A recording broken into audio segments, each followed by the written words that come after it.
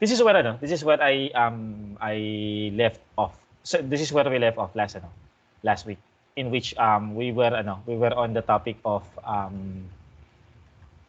system modeling. Okay, so I was able to discuss I was able to discuss the how would you be able to get the equations for an electrical network, for a mechanical network such as this. Okay, this is called a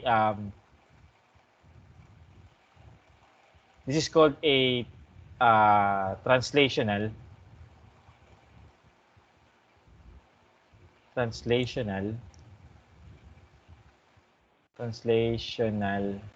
mechanical system. Okay, basically because the motion, okay, your x1 and your x2 are only allowed to move either left, right or left, okay, or in some cases up or down. Okay, so that's why it's called translational. A system such as this is called a rotational mechanical system. Okay, so it means it's a system that rotates. Okay, so here in a translational mechanical system, our input, okay, our input is a force. Yeah. Our input is a force f of t. This is our input, and our output is linear displacement x of t. So I discussed it here. Okay, I was able to discuss this last time. Okay, and then here are the impedances that you can find in this Okay, the symbols, you might be wondering. The symbol is for mass. It's simply an object. So there's an M there. The viscous damper is represented by this symbol. Okay, so there is a constant f of v there. So that's your viscous damper. While spring is represented by that symbol. So there's a constant K associated with your spring. Okay, so those are your impedances for these are your components and these are their impedances. Okay, for rotational mechanical system, we have the same. We have the following. First, your input, okay, is angular displacement, theta t. So this is angular displacement. Okay. So its Laplace transform is theta s. Okay. And the output is sorry, this is the output pala. Okay, your output is the angular displacement. Okay, because this your mass rotates. Okay. So if your mass rotates, the output should be in terms of angle. So in this case, we will take the output as the angular displacement. While the input is what we call the torque. Okay, torque is a force that causes rotation. If you apply a torque to a certain object, that object would rotate. Okay, so the force that you apply so that that object would rotate is called a torque. Okay, so torque is our input. Okay, so yung Laplace transform niyan is T of S. Okay, now here are the impedances. Okay, basically, let's start with the components first. The components are, first is what we call the moment or a moment of inertia. Okay. There's a parameter J associated with that moment of inertia.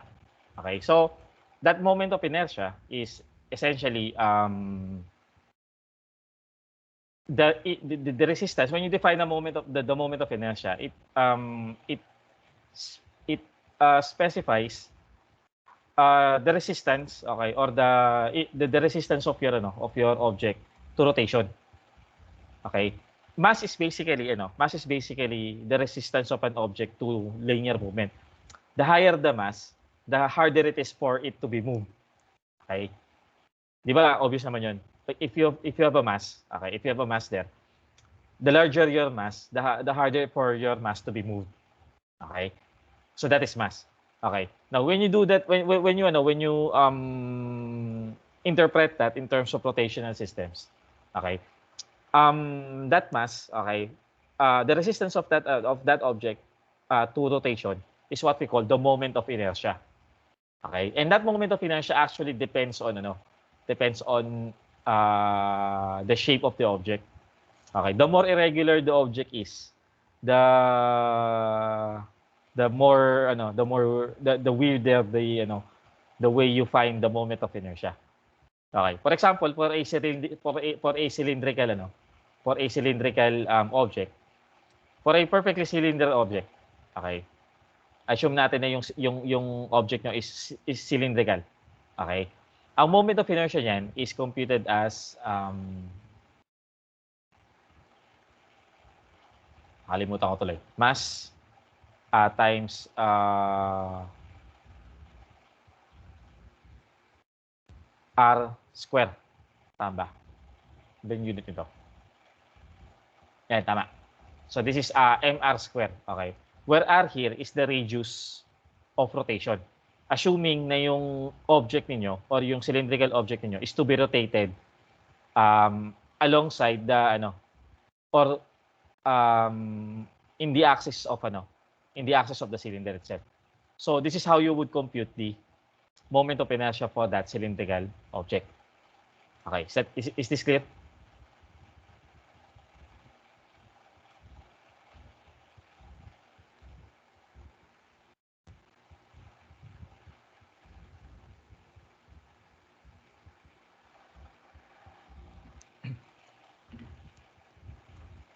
May tao ba dyan? Yes po, sir. Yes po, sir. Yes po. Nadidelay lang po, sir. Sige, wait lang. Wait lang din. Okay. So, that's how we compute the moment of inertia. Okay. So, now, in terms of Laplace impedance, okay, in terms of Laplace impedance, so we have here the moment of inertia.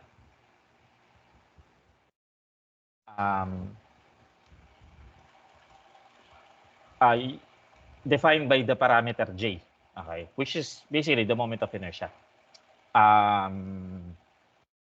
And the Laplace impedance for that is Js squared. Okay. In terms of and the second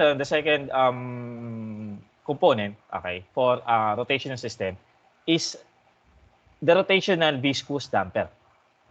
Okay, so still this is called viscous damper. Okay. Pero this is different. Okay, you interpret this differently. Okay, this is the friction between twisting objects. When you have objects that are rotating with respect to objects in contact, halimbawa ito. You have here ito pala. Wala camera ko. If this is the tip of the ball pen, tapos ito yung pinakatakip niya. Okay, ito. So they are in contact basically. Okay, they are in contact here. Kita ba? Ayan, they are in contact there. Okay. If you rotate that, okay, if you rotate, for example, this part, okay, if you rotate that, the friction between the contacts here, yung nasa loob ng takip ng ballpen ko, tsaka itong nasa labas na to, okay, is that viscous damper. Okay. So this is a twisting friction. Okay, or a friction when two rotating objects are in contact while rotating. Okay, so we will use the parameter D in order for you to quantify the amount of friction, okay, that your viscous damper introduces to the system. Okay, so we have here the viscous damper, or say damper. Simply damper na lang. Using the parameter D. And it's the plus impedance is D times S. Okay? And finally, we have here a spring. Okay? Again, its symbol is something like this one and has a parameter K. So this is a spring constant. Okay. Again, this is different from the translational version. Okay. In the translational version, the spring constant means the ability of your object to retain its shape. Okay. Whenever a force, a linear force, whether it is a compressive or a tensile force, tension force. Okay. Whether an object is compressed, okay, or elongated, okay, the ability for your object to go back to its original shape is the spring constant, but that's for translational.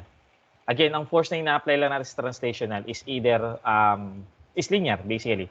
So either we can stretch it this way o kaya this way, okay. And that's translational. So that applies to translational systems. For spring constants, okay. In rotational system, it actually refers to the ability of your object to resist twisting.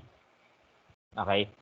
Once na ang object niyo is once you twist your object or you rotate your object, your object actually undergoes deformation. Okay, you can actually try that with your arm. If you actually twist your arm, okay, you would take a look. Pag tininis yung arm niyo, you would be able to see that that your skin is actually deformed. Okay, your skin is deformed. Now, the ability of your material to go back, okay, to go back to the original shape after it is deformed is measured by the spring constant. Pero if it is if the applied force is a twisting force or is a torque, okay, that spring constant pertains to a rotational system.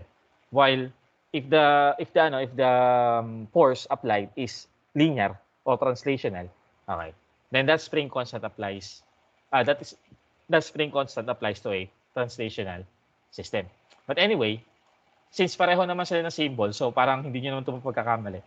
You have here K, and this is the symbol. The impedance for that is K. Okay? So, this is for your rotational system. Okay, and this is for your mechanical, translational system. Now, for you to be able to get equations, may I just refer you to this to this lecture. Ito pala yung hindi ko dapat I mean for my students in lecture, you already know this this channel, okay, or this playlist, okay, wherein you would be able to see recorded lecture, okay, for activities that you are doing in your laboratory. So if you need to refer to a certain topic that you are not yet familiar with, you may want to refer to this. Okay, specifically,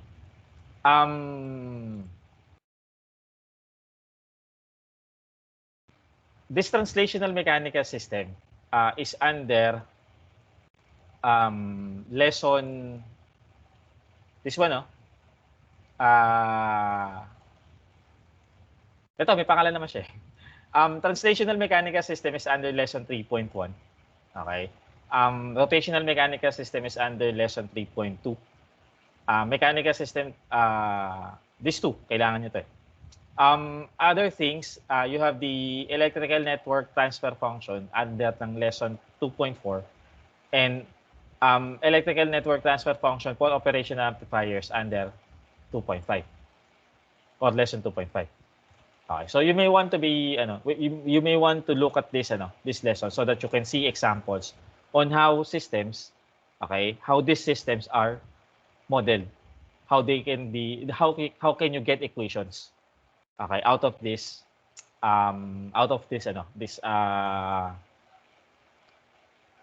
systems. Okay, so I'll share it with you.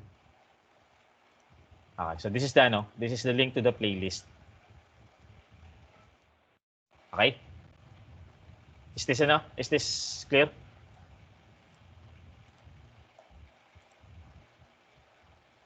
Yes, sir.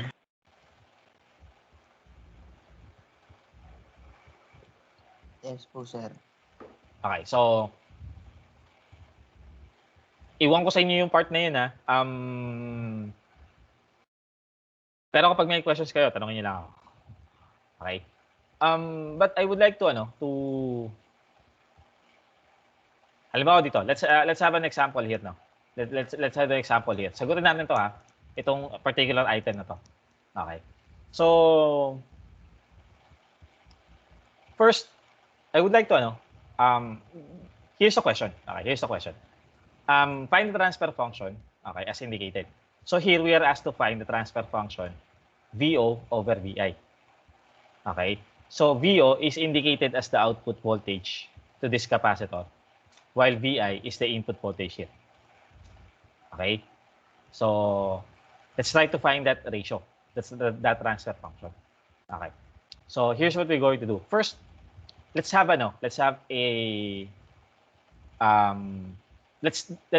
an equation that describes this network.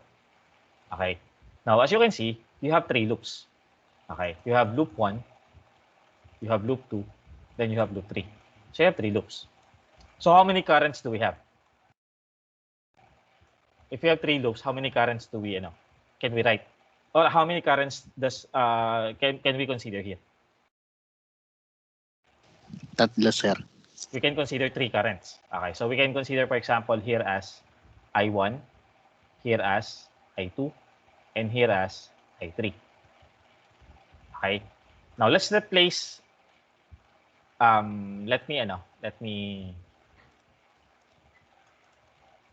Pwede ko yata i-copy paste tong image na to. Hindi. Ganito na lang. Kung hindi ko siya maka-copy paste, i-screenshot ko na lang siya. Ito. Let me take a screenshot of that one using my snipping tool.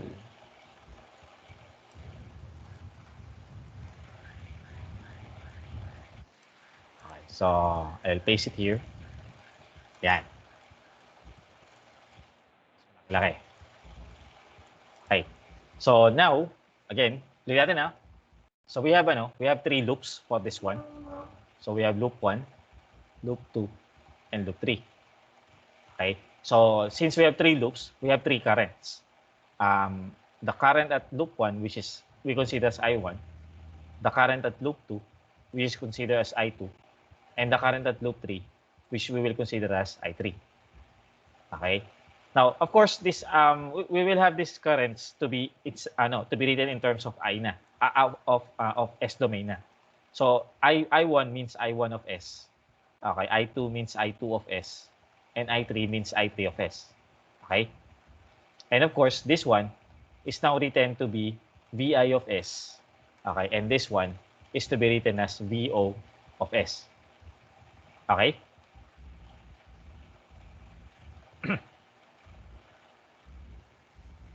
Okay. Now, since napalitan nyo na yun, yung mga of S na yan, okay, palitan natin yung impedances ngayon. Now, since yung resistors natin, okay, the impedances of your resistors, okay, the impedances of your resistors is still the value of the resistor. So the impedance of this resistor is simply 1, this one is 3, and this one is 1. Okay? While the impedance of your inductor is 2S, okay? Balikan nyo yan dun sa discussion natin last week, ha? While the impedance of this inductor is 1 times S, okay? And the impedance of this capacitor is 1 over 0.5 times S. or basically 2 over S. Is that clear?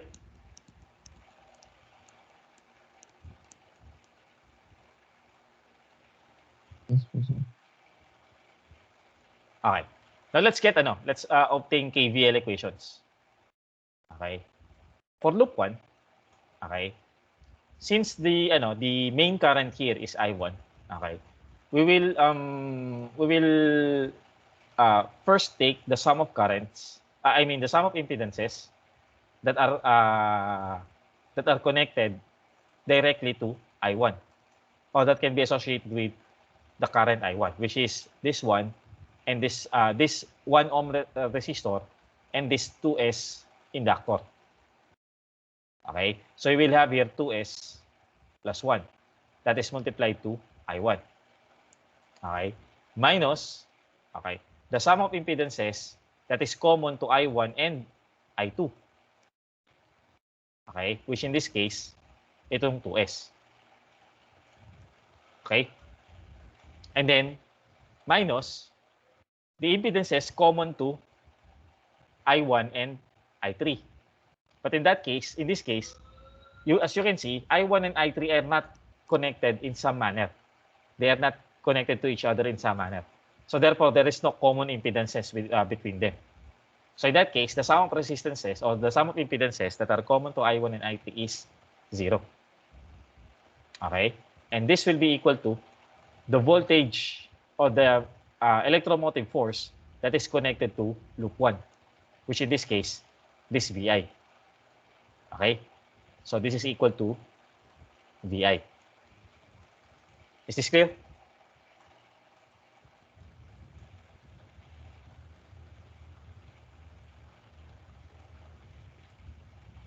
Yes po, sir. Okay. For the second loop, okay, we start with I2. So what are the sum of impedances that are connected to I2? So you have here this 3 ohms resistance. So this is 3. And then plus the impedances of these two inductors, which is 2S plus S. So that all in all, that is 3S. So the impedances connected to I2 is 3S plus 3. Is that correct? 2S plus S, that's 3S plus 3 times I2. Okay? So this should have a positive sign. Okay? And then looking now at I1 on I1, what is the sum of impedances that is common to I1 and I2? Again, that would carry a negative sign. Okay, that would carry a negative sign. So we'll take a look that the impedance common to I1, I2 and I1 is this one. Okay, so the sum of impedances that is common to I2 and I1 is 2S. Okay, and then looking now at I3, again, it would carry a negative sign. So we take a look at the common impedance connected to I2 and I3, which in this case, this one. So the total impedance connected that is common to I2 and I3 is S. Okay?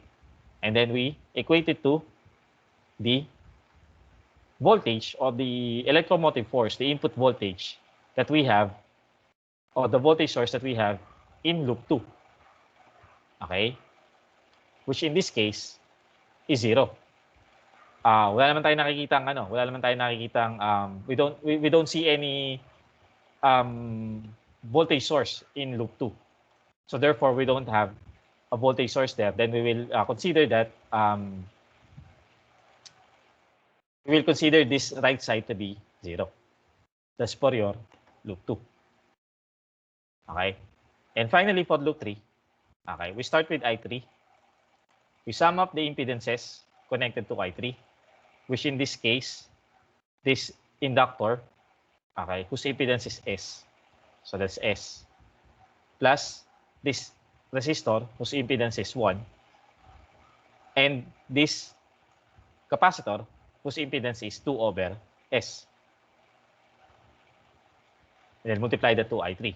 And again, its sign is positive. Now, going back to I1, again, here should be the impedance common to I1 and I3, or common to I3 and I1, which again, if you take a look at the circuit, there is no connection between I1 and I3. Okay, there's no connection between I1 and I3. So therefore, this is 0. Okay? And then, for I2, okay, for I2, we will be able to see, again, this is negative. Okay? We will be able to determine the total common impedance between I2 and I3. So again, in this case, it's this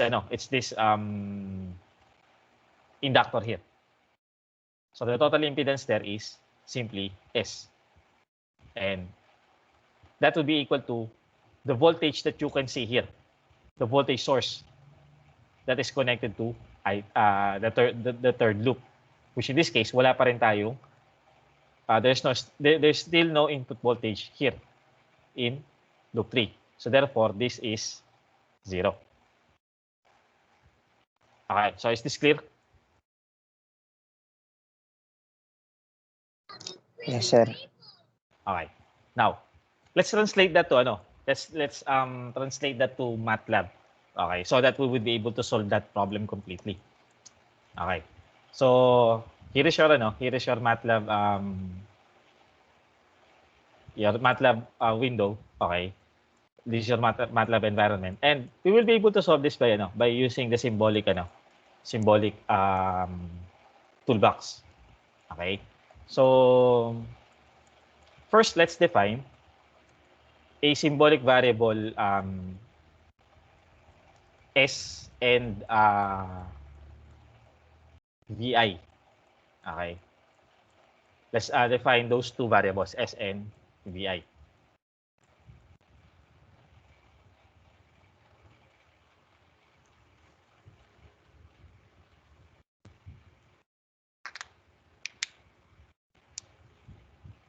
Okay.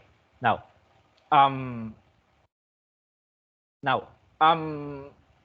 actually you would be solving this question number 11, or you would be solving these systems as indicated in question number 11 in two methods. Okay. The first one, the first time you hindi, isa lang pala. Okay. So ito na pala 'yon. you would be solving this pala using the left division method. Okay? We will be using the left division method. So, if you want to solve that using the left division method, here's the trick to this. Okay? First, let's define what we call the coefficient matrix. Okay? The coefficient matrix is a matrix of the coefficients of this equation. Okay? So, the coefficient matrix would look like 2s plus 1, negative 2s, and then 0. Okay? Negative 2s, 3s plus 2, and then negative s, and then 0, negative s, and then s plus 1 plus 2 over s. That's your coefficient. This is now what we call the coefficient matrix.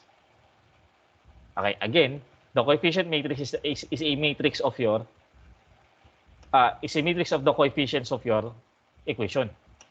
Okay, of your network equations. Okay. Now we will also define later on another matrix which we basically call as a constant matrix or a constant vector, which basically this. Okay, we will define these three elements, VI, 0, and 0 as your constant. We will just simply call this as a constant matrix or vector, because basically this is simply a column vector. Okay, so we will define these two, A and B, into our Matlab. But again, since your matrix contains variables such as S here, you need to be able to, and your constant matrix contains another variable VI, you need to define them as symbolic variables. Okay, so let us have A. So A equals, the first row is 2 times S plus 1. And then you have negative 2 times S. And then 0. Okay. The second row, okay, as negative 2 times S. And then 3 times S plus 2. Okay. And then negative S. Okay. And then finally, the third row, this is 0, then negative S, and then S plus 1 plus 2 over S. So that is your matrix A. Okay, so you verify that you have the same, okay. The response of the Matlab, okay, the response of your Matlab is the same, okay, as that of your handwritten matrix. Okay? Pareho naman, di ba? Sir, di po ba 3S plus 3 yun, sir? Yung sa I2 po. Oo nga. Na-miswrite ko siya dito, no? Sige. So, this is 3S plus 3. So, I'll replace A. Since nandiyan pa naman siya, this is 3S plus 3. Okay. Thank you for correcting that one. Wala na ba? Okay na. While B, okay, is defined to be, okay, since this is a column vector, no? So first row is VI only, okay, and then second row, okay, is 0, and then third row is 0, okay. The way you define this, these matrices are covered in activity 0 and activity 1. So especially in activity 0, there is a particular part there where you are taught how to define matrices. Okay? And yung terms na ginagamit with this quantities such as vectors, row vectors, column vectors, matrices, and so on. They are discussed in activity 0. So I hope at this point, malinaw na sa inyo yung mga ginagamit kong terms and how these are defined. Okay? How can you be able to define a column vector? How can you be able to define a row vector? Okay? And so on. Okay? So this is your B. Okay. Now, to be able to solve I, okay, we will use left division. Okay? And that's simply, ang syntax lang doon is simply I. Okay? To be able to solve I, this is simply A backslash B. This solves for I as an array. It actually would give you three rows of information. Yung first row niyan would actually refer to I1, the second row would refer to I2, and the third row would refer to I3. Okay? So that is how we solve for I here. So we simply type in, I equals A backslash B. And that should give you these three currents. This one is your I1. Okay? The first row is your I1. The second row is your I2. And this one is your I3. Okay? So we can write, for example, para makuha nyo yung I1, type I and then index it, okay, with 1. Okay. Indexing your matrices are again covered in activity 0. There is a part there that discussed indexing of matrices. Indexing may be used, okay, to extract information, to extract particular elements out of your matrices. So yun yung ginagawa natin dito. We will extract particular information. In this case, I am extracting I1. Okay? So I1 here is that one. Now, medyo naka-linear form siya. For you to be able to to see that, okay, in terms of the mathematical form or the usual the usual book form of that equation, you use the function pretty. Okay? This pretty function is covered in activity 2. So, as you can see, yung mga ginagamit nating functions are actually functions that are covered already from the previous activities. That is why I am asking you really to study those previous activities. Okay? So, there. So, yan yung ibig sabihin ngayon ng I1.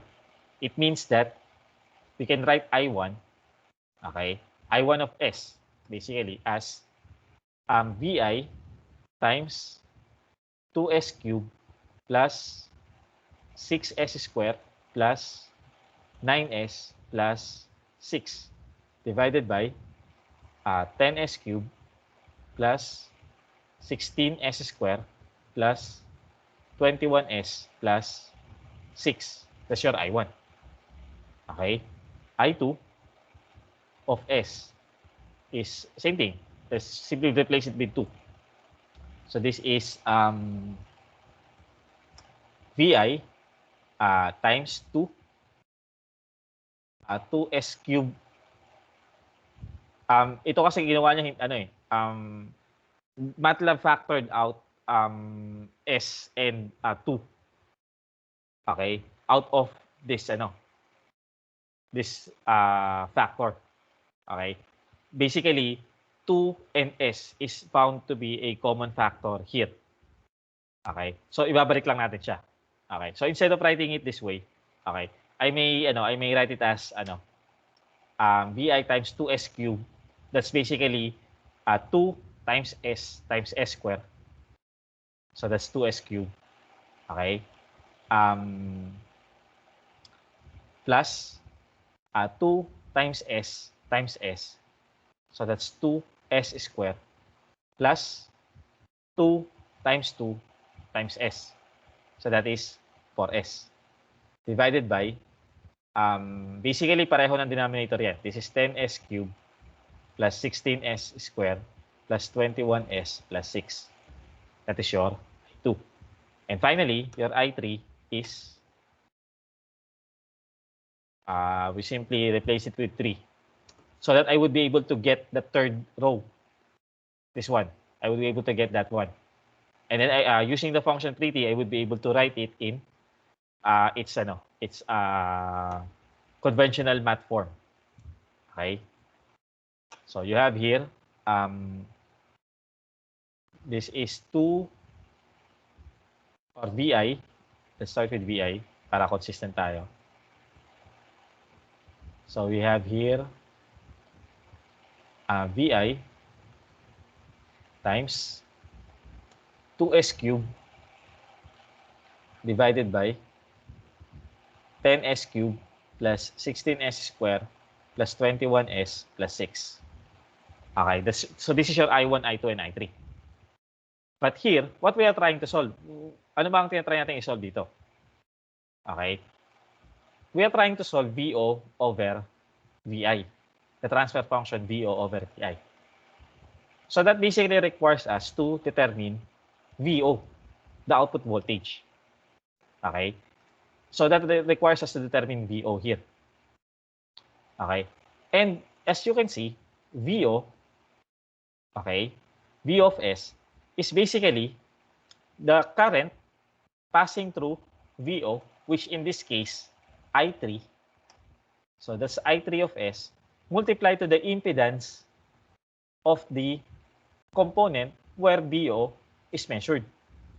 Since you measure VO across this capacitor, we multiply here the impedance of this capacitor, which we found as 2 over S. Okay? So now what we do is we solve this for I3. We solve this particular equation. Basically, this is just Ohm's law. Okay, stated in terms of impedances. And operated on Laplace transform domain. Okay, Ohm's law rin yan. Voltage equals current times resistance. Pero instead of resistance, we will use impedance. Okay? So, going back, we will solve this for I3. Okay, we will solve this for I3. Okay, which will give us VO times S divided by 2. Okay? So, again, I3 here, I3 of S, okay, is VO of S over 2. Which we will use now to replace this I3 here. Here. Papalitan natin itong I3 nito. Okay? So that should give us, VO, ano yan?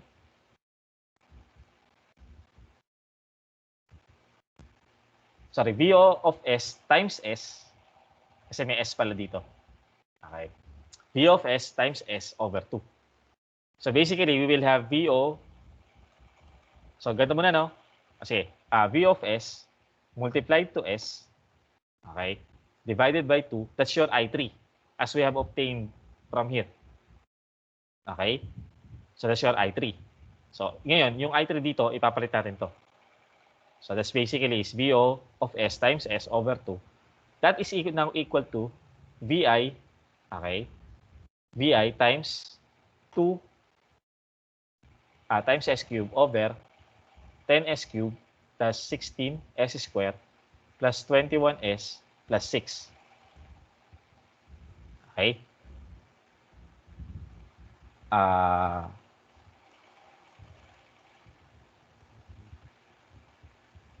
Yan. So, plus 6. Okay. Now, again, ang solve natin dito is G of S, which is basically VO of S divided by VI of S, which can actually be obtained if we divide both sides of this by VI. And then, we multiply this by 2 over S, both sides, para ma-eliminate natin itong S at saka 2 dito sa left side. Okay? So, it means, again, we can get VO over VI here by multiplying this by 2 over S so that we can cancel this on the left side, while we can divide this by VI so that we can cancel this VI here. Okay? So on the left side, if you multiply this on the left side, okay, that becomes simply VO over VI. And on the right side, okay, this cancels out, mawawala na to, okay? And then this multiplies, okay, multiply to, so magiging 4. And then this S cubed divided by S becomes S squared. So the numerator becomes 4S squared, okay, divided by 10S cubed plus 16S squared plus 21S plus 6. 21S.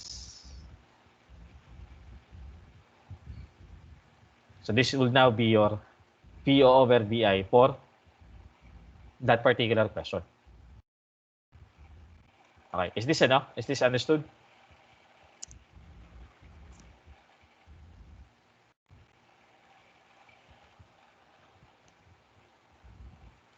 Okay. So that's how you try to solve this example 11. Okay? Pero alam ko papagawa ko rin 'to sa Kramer's rule. Wala siya din. Oh, wala. Anyway, kung wala, di wala. Okay, so that's how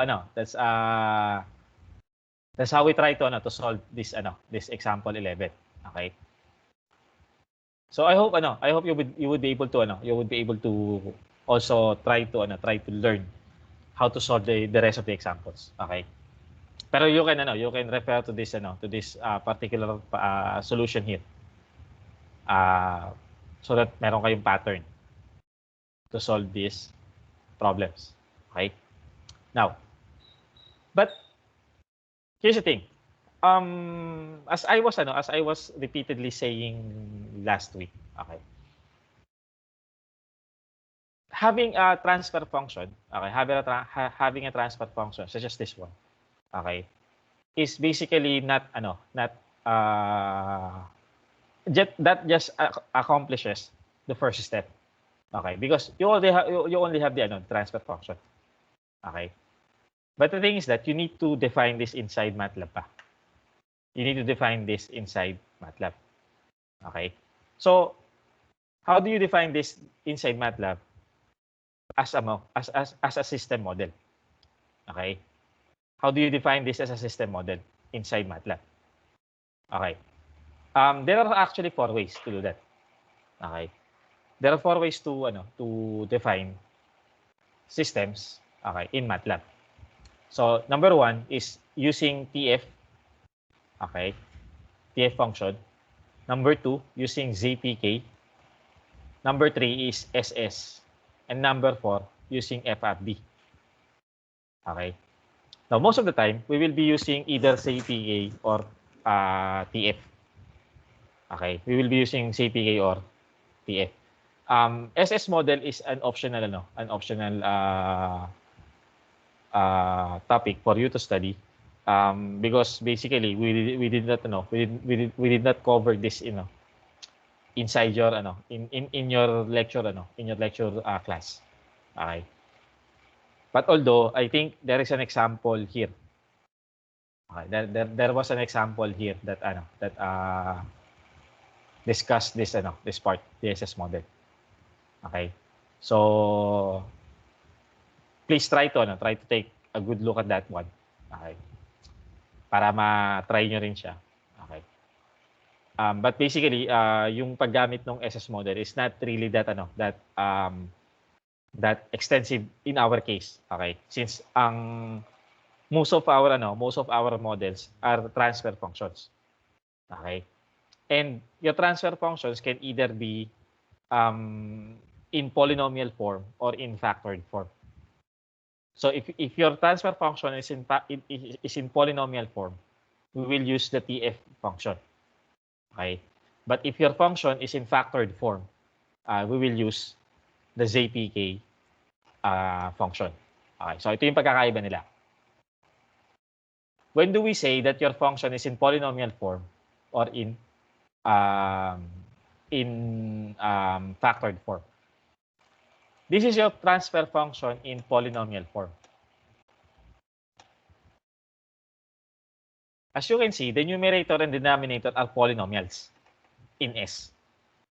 Okay? So, makita niyo yan, yung numerator nyo at saka yung denominator nyo are both in polynomials in S. Okay? An example of that is this. Yung nakuha natin dito. This one. This is in polynomial form.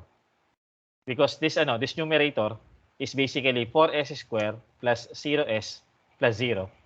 And the denominator is 10s cubed plus 16s squared plus 21s plus 6. Okay, this is in polynomial form. Okay? While if your transfer function is expressed in factored form, ito yung itsura niya. So here, your numerator are factored as well as the denominator. Okay? Tapos meron you have a scaling factor here called K. Okay. Now, this is in factored form.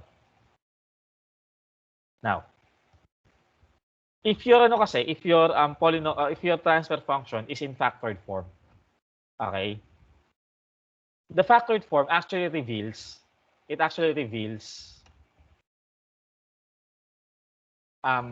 zeros, poles, and the gain of your system. Okay, it exposes yung zeros, yung poles, at saka yung gain ng system niyo. Itong mga z na to, the value of z here. Okay. Wait lang. May OneNote hang. Naghang yung OneNote ko.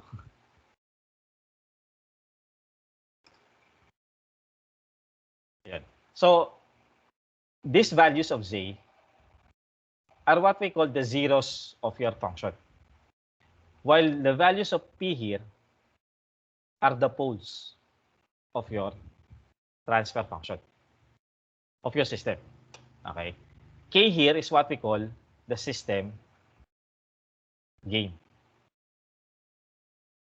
Okay? So, ganito. If your transfer function or if your system is expressed in polynomial form, we will use the TF function. Okay? We will use the TF function. While if your transfer function or if your system system model is expressed in factored form, okay? If it is expressed in factored form, you would use ZPK function. Okay? So pag nakita nyo ngayon yung yung transfer function niyo is that naka polynomial form siya. Then agad-agad ito yung gagamitin natin, TF. For you to be able to write the model inside Matlab. Okay? And in that case, ano ba kailangan natin specify pag TF? Okay. These are some of the examples. Okay. These are some of the examples that we have. Okay. One way to define this into Matlab. Again, take note, makikita nyo dito mabuti. You can be able to see that T1, the transfer function T1, T2, and T3, these are all written in polynomial forms. Naka-polynomial form lahat yan. Okay? So, and here's the thing, when you say polynomial form, the numerator and denominator are both in polynomial form. Okay? Hindi pwedeng yung numerator naka-polynomial, yung denominator naka-factor. That's not that's not what we would like to see. Kailangan kung ano yung form the form of the numerator and the form of the denominator is the same, Either both of the numerator and denominator are in polynomial form or both of them are in factored form. Okay? So if the forms of your numerator and denominator are different, yung isa naka-factored, yung isa naka-polynomial. One of them is in factored form, one of them is in polynomial form. Then you may have to translate one of them into the other one. Either yung factored form, gawin yung polynomial by multiplying the factors. O kaya yung polynomial form, i-factor out nyo. You find the factors of those polynomial. So you need to express this either in polynomial form or in factored form, both the numerator and the denominator. Okay. So in this case, you have your T1, T2, and T3 all expressed in terms of the polynomial form. Okay. One way of actually writing this transfer function into Matlab, okay, is to create a transfer function variable. Okay? And then write them as it is. Okay? So pwede natin gawin in that particular case, no?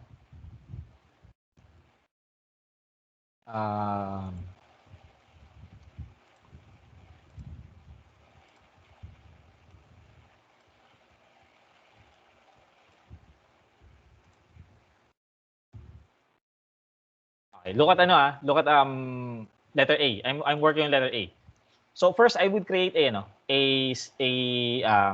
transfer function variable. Okay.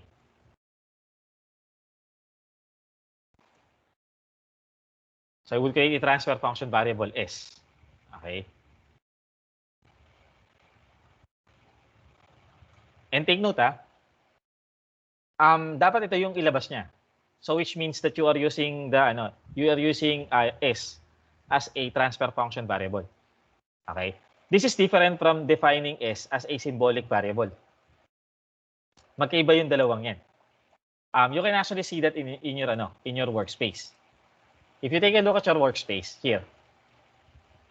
Okay.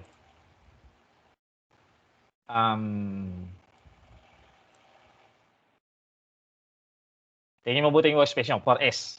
Okay, in this case, your S is a symbolic variable.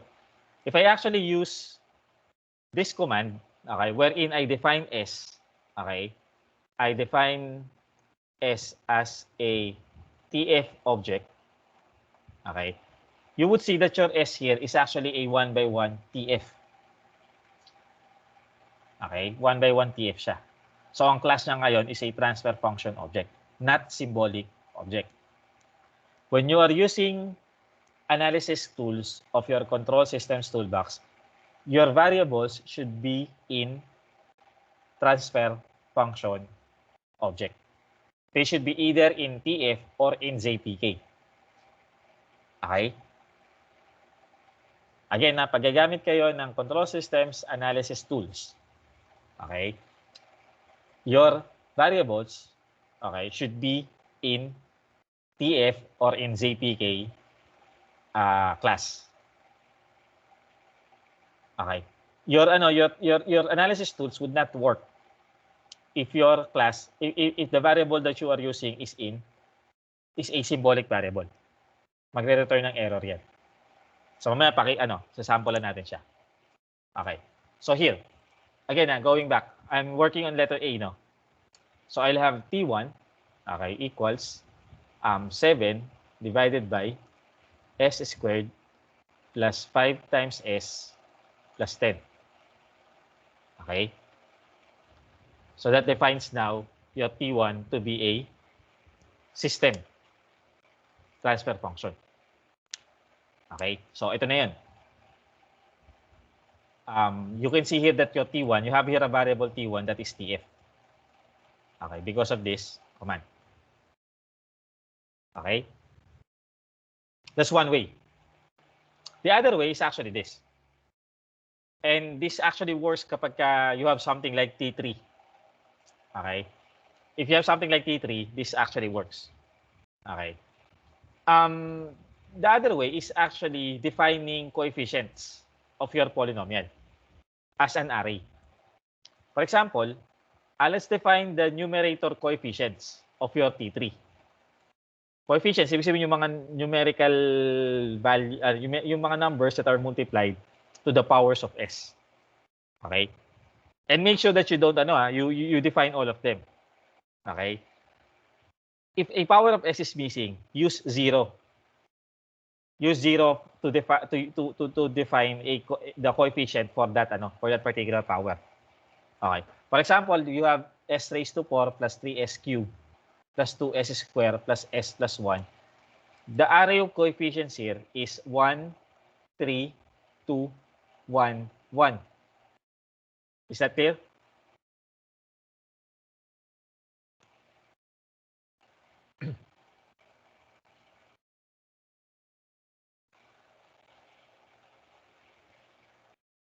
Okay. While for the denominator polynomial, you would have the following coefficients. Okay?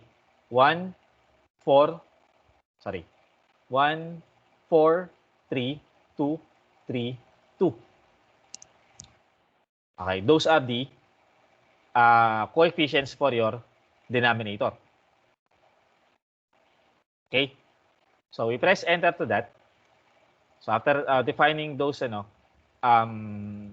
those coefficients, we can now proceed with defining T3, okay, equals T3 equals TF. We have the numerator coefficients and then the denominator coefficients. So that defines your T3. Okay?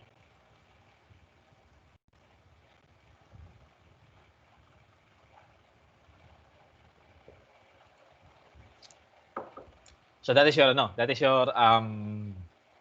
is how we define your transfer function. Okay? So we again one thing that you have to remember here. Okay? One thing that you have to remember here is number one, when you are defining systems in your in your Matlab. And then later on, you would use this system models in the analysis, for example. Make sure that these systems are defined as transfer function objects. Kasi ganito ang magiging proseso nyo later on. This is how your process would look like. Okay? You may be starting from this problem. For example, you may be starting from this problem. Okay? You would be asked to find, for example, VO of T. Okay, what is VO of T given, for example, VI of T equals U of T, a step function. Maaaring ganito yung problem statement niyo Okay? The complete problem statement. Okay. So, here's the circuit. Ito yung circuit niyo. Okay? The first step here is to actually get the model. So, magsisimula kayo ngayon by actually obtaining this, and then this, and then solving for I3, which eventually would lead you to VO of S over I of S. So, makukuha nyo ngayon to. Okay. But remember that this is still in symbolic.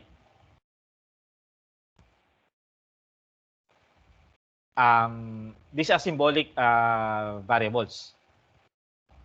Okay. This is still in symbolic variables. Okay.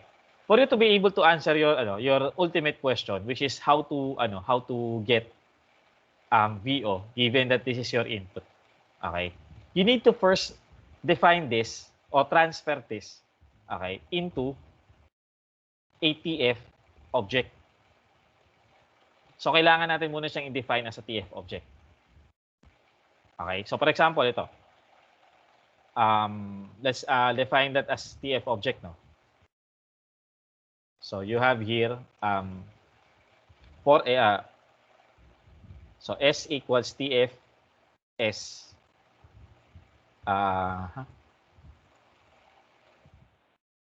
And then you have T1, for example, or G, sorry, equals 4 times S squared divided by 10 times S cubed plus 16 times S squared plus 21 times S plus 6.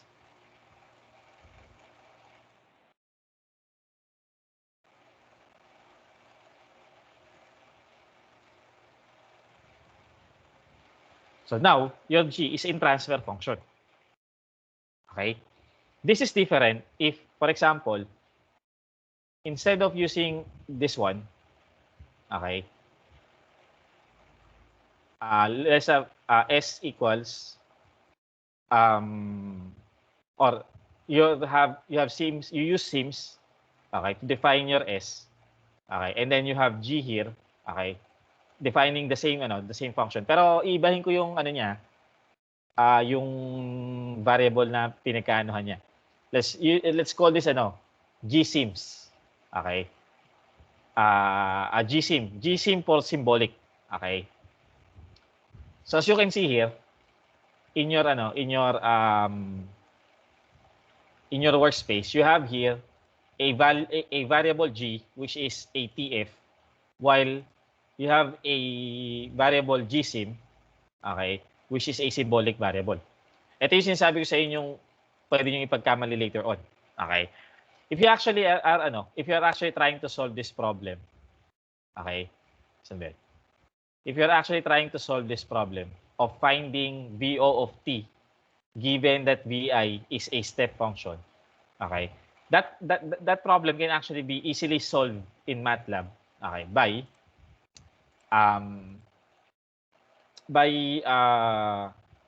using what we call the step command. Okay?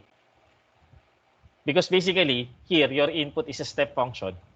So, Matlab, the control systems toolbox of Matlab, actually readily gives you a function to solve for step responses. We call this step responses because these are the output of your system, in terms of a step input. Okay? So later on, sa activity 4, pag-usapan pa natin to. Okay, but basically, this command step would only work for for objects that are transfer function or are CPK or are SS. Okay? But it would not work for symbolic variable.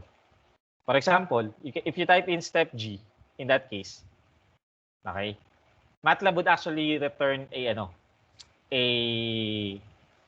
graph. Okay? So, ayun, hintayin lang natin kasi medyo first time yung magre-render ng graph. Kaya medyo matagal.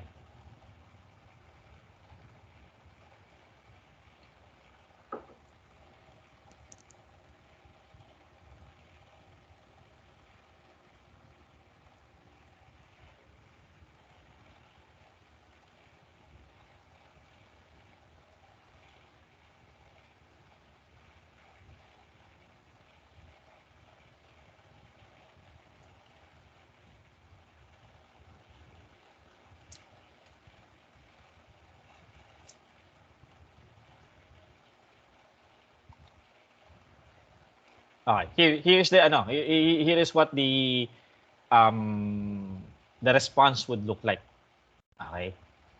So that's for yung meaning ng response na yan is something that we will have to talk about later on. Okay, is something that we will have to talk about later on. Pero what I am trying to point out is this step command would work if your G is actually a transfer function object or a ZPK object, for example. Okay? But if you actually use step and then use that step to a symbolic variable, GSIM. Okay? We take note that GSIM is a symbolic variable. Here is a symbolic variable. Okay? It would simply return a certain error. Okay?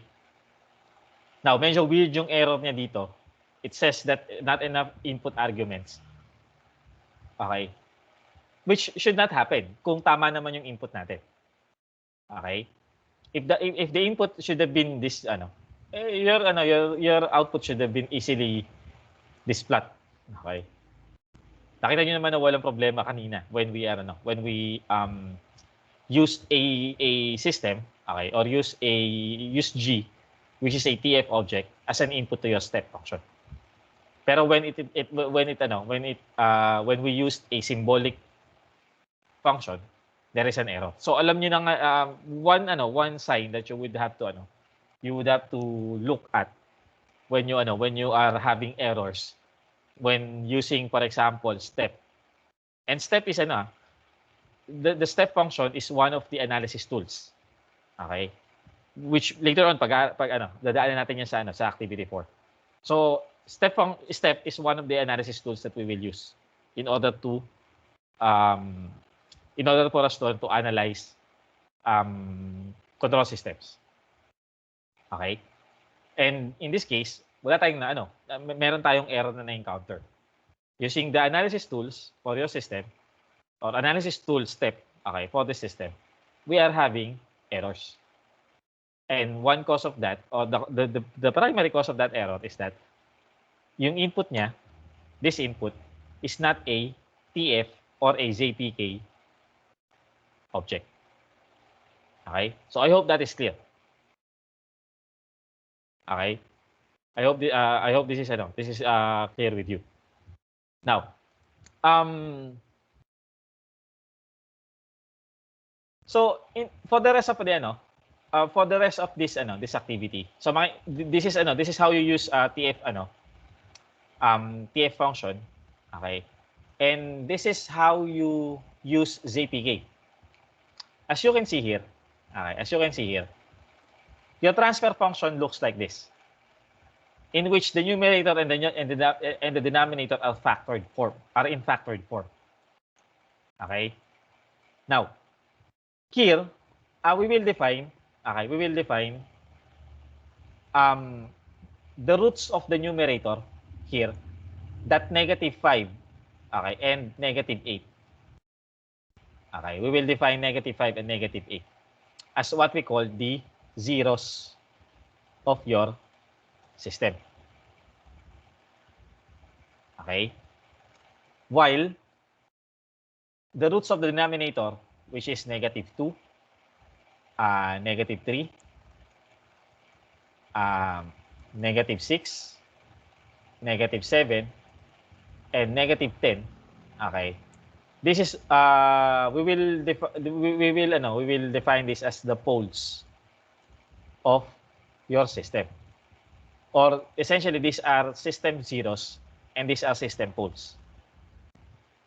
Okay, these are system zeros, these are system poles. Okay? And this 10 here, okay, that 10 here is now what we call the system gain. Okay? So, these commands, okay, as you can see here, dinefine natin yung mga yon. Here. So, you have Z here as ito, negative 5 and negative 8. P here as negative 2, negative 3, 6, 7, and negative 10. And K as 10 here. Okay. Under the variables Z, P, and K. And then what?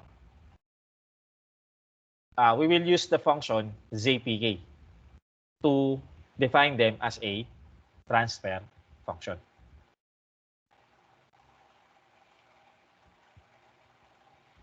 Okay? Now, your ZPK only accepts poles and zeros. Okay? What if you have something like this one? Okay, you have something like that one. In which case, as you can see, you would have here the zeros, okay, as negative 15, negative 26, and negative 72. Okay? While your poles are what? You have negative 55. You have negative 56. But here, meron kayong quadratic factor kasi. You have a quadratic factor here. Which you would not be able to write it down here kasi hindi siya poles eh. These are not these are not the poles of your system.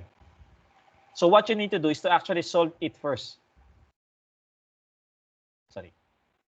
You need to solve this equation first for you to be able to write what are the poles that corresponds to this factor. So since quadratic factor naman to, you can use your calculator. Such as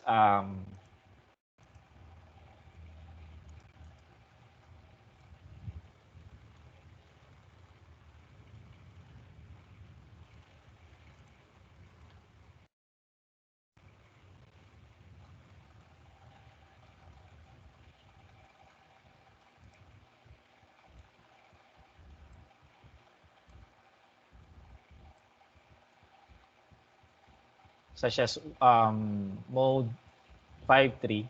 Okay. This is 1, 5, and 30. Sorry.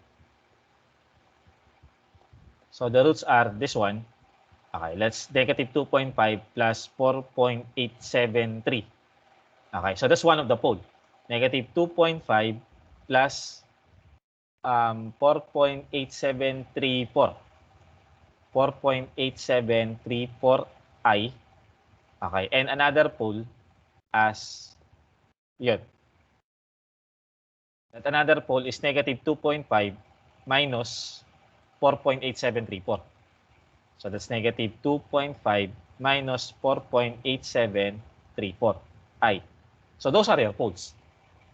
So if you have a quadratic factor such as this one, you may use your calculator to find this and this. Okay? Pero instead of actually using your calculator to find those roots, pwede namang Matlab na lang din ang gamitin nyo for that. Okay? And how do you use your Matlab for that to find that one?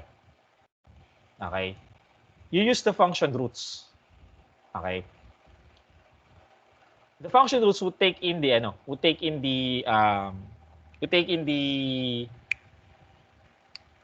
array of coefficients from your polynomial.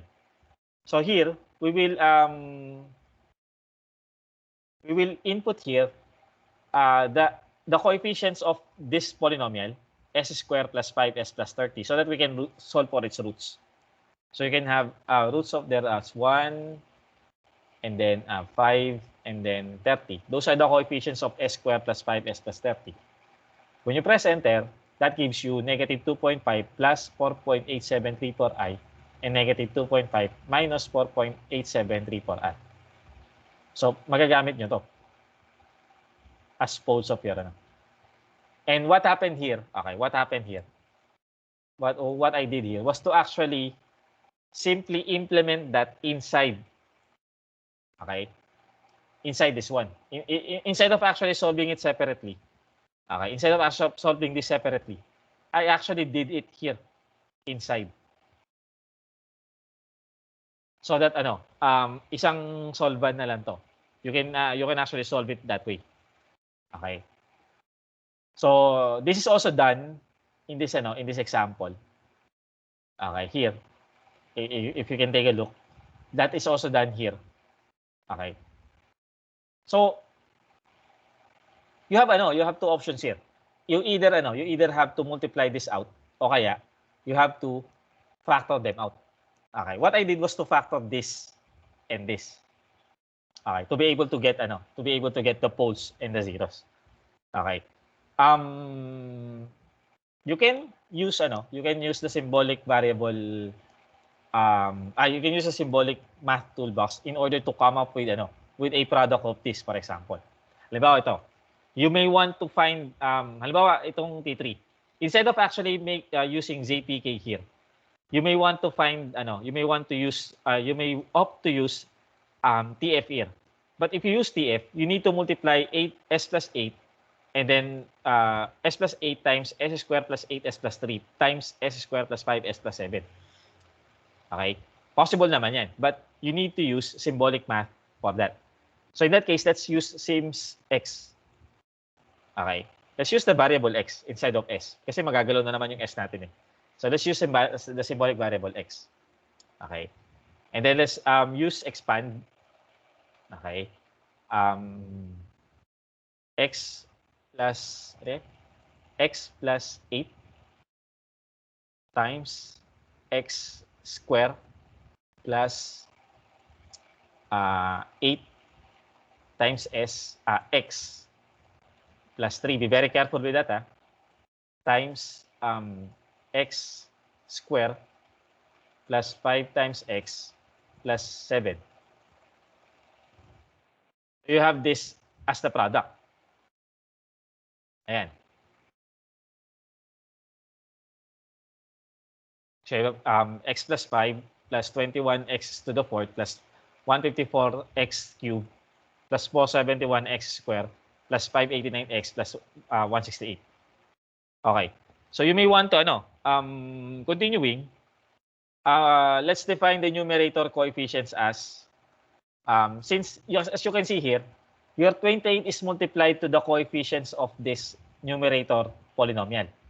So that simply is 28 times the coefficients inside, which is 1, 4, 2, and 6. Okay, that's s cubed. Okay, that's s cubed. S cubed plus 4s squared plus 2s plus 6. Okay? That's the numerator. The denominator here is this.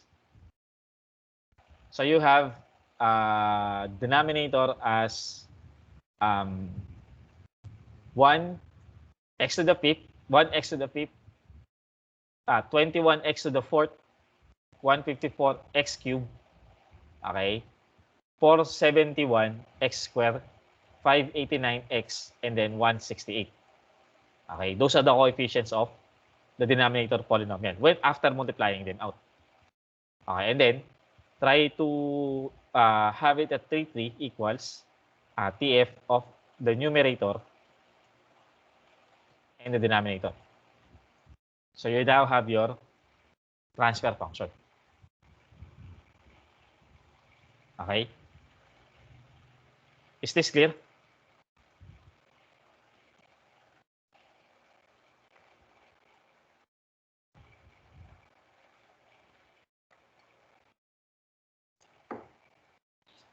Alam nyo, hindi ko alam kung ano yung iba sa inyo kasi starting kanina pa, 6 kayo.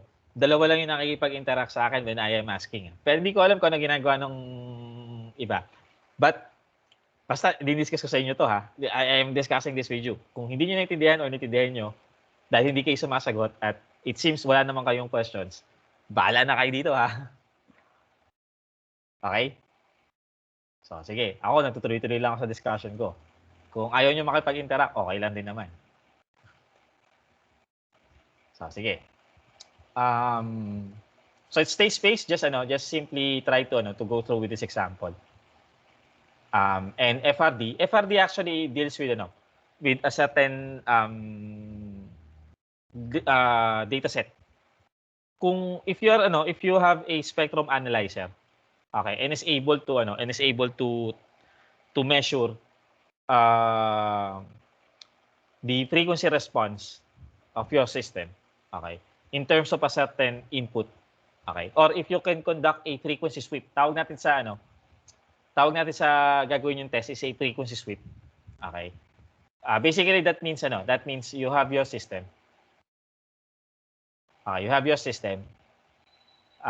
having different frequencies, okay, inputted to it, and then you measure your response. So your system would respond to a certain frequency with a certain response R1. Okay? It would respond R2 to a certain frequency F2 and so on. Okay? And then you can come up with a table something like this. Gamit yung sa frequency analyzer niyo. Then you can actually get the transfer function of this system. Okay? Using the FRD model. But ito kasi yung problema. I don't have any I cannot really do this with you in actual terms. Dahil wala akong data set. Okay? Number one, wala tayong we don't have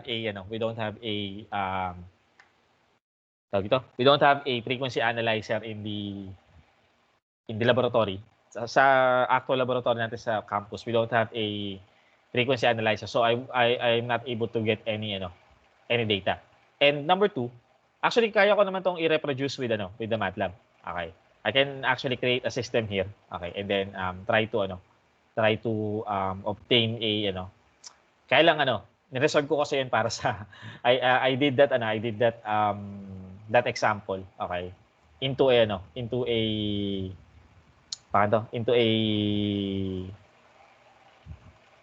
exercise. Okay, para sa ni-resolve ko yun para sa assessment niyo, yung ganong exercise. Okay, so kaya ko naman tong gawin. Okay, pero again, if you are to ang actual process nito is this. If the reading would actually come from an external device such as a frequency analyzer, okay, that frequency analyzer would actually produce a certain file, say a comma separated value file. So CSV file yung tawag natin doon. Now that CSV file is actually a text file, okay, containing data points. Now those data points, or those data, okay, can actually be imported into Matlab. So kapag meron kayong halimbawa dito sa part na to, okay, I actually have here a CSV file. Okay, pero this is not the file that you have. Pero in this case, if you have a CSV file, you can actually import it into Matlab. Okay, you can import it into Matlab by double-clicking on that file. Tapos, may lalabas dyan. This one. Sorry, I am using this CSV file for my for my class in advanced engineering math. In which we are studying numerical methods. So Ayun. Pero pinapakita ko sa inyo that your CSV file can actually be imported into Matlab. So once na na lumabas na yung once that the data for your CSV file comes out, you can actually select the fields, okay, which contains your actual data. Say for example, ito siya. Okay. So you can choose to import that, and that it would be on your this data now would now be on your Matlab. I can try that import selection. So now I have here a data called bisection method because it came from the file called bisection method. Okay. Which contains now my but this is imported as a table. I would like it to import simply as a matrix. Ito pala. Mali pala kasi yung output type.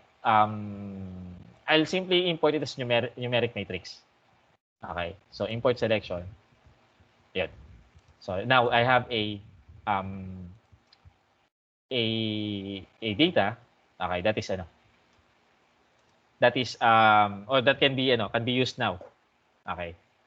So ito ngayon yung magiging data set ninyo.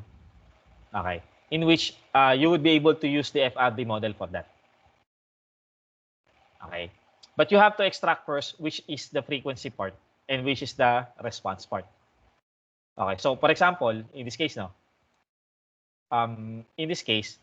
the first column might pertain to the frequency might contain to the frequency data.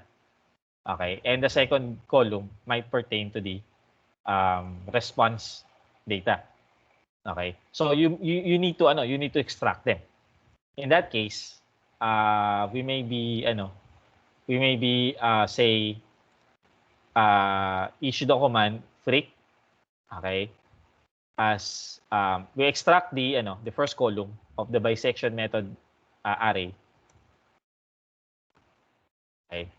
So yung first column niyan which is can be extracted that way para makuha niyo yung first column nung bisection method, and we will place it in the variable freq, freq, so that you have the frequency data. Okay, and the second column, okay, can be extracted so that doon natin ilalagay yung response. Okay. Then from there you can use FRD.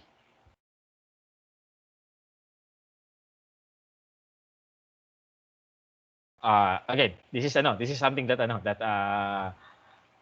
this is something that is an error because this is not a proper data set para sa natin, para sa system natin.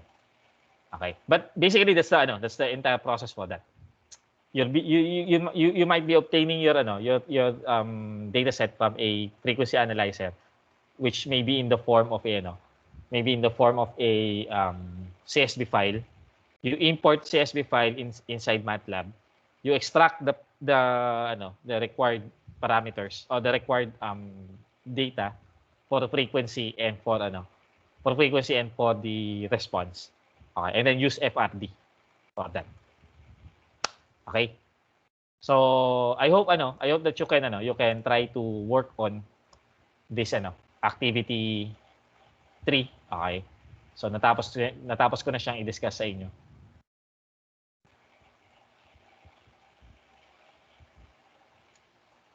Okay. So dito pala sa question 17, you would now be asked to create sa question 11 kasi you are asked to obtain equations and models. Dito you are asked to nakuha niyo na to from question 11. Okay, you were able to get this question 11. But you are asked now to define this inside Matlab. So you are asked to create models, okay, of this system inside Matlab now as control systems object or as systems object. Okay. So nakuha niyo na yung equation nila o yung models nila sa question 11. You just have to transfer them as control systems object in question 17. Okay, ito pala yung nahanap kong kapareho niyang Okay. Okay, so sige. Do you have questions? Kung may nakikinig pa dyan.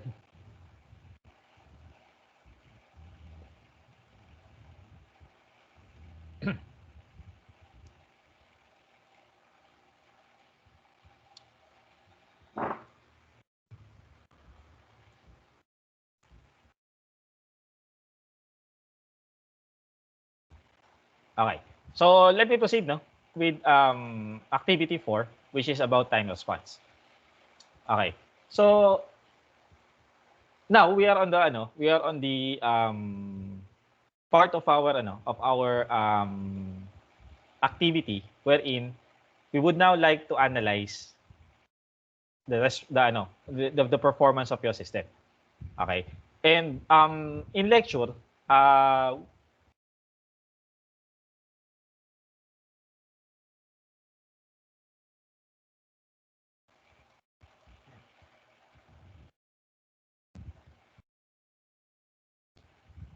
saglit lang pala, no? Let me just have a little CR break. Mga 5 minutes lang. Okay. I'll be back by before 9:45. Okay. So, i-continue ko tong activity 4. I'll continue the discussion for activity 4 after 9:45. Okay. So, CR break muna tayo. Okay, saglit lang.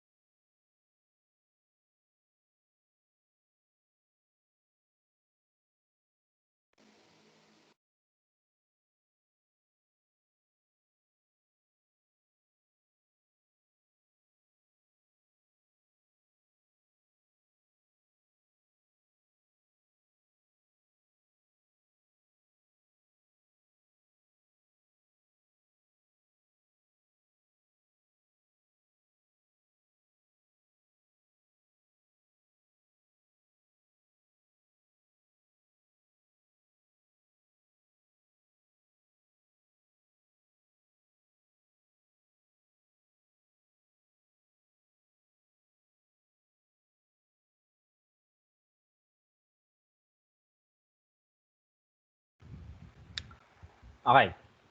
Dinig ba ako? Yes po, sir. Okay, so sige. So, yun pala yung mali ko.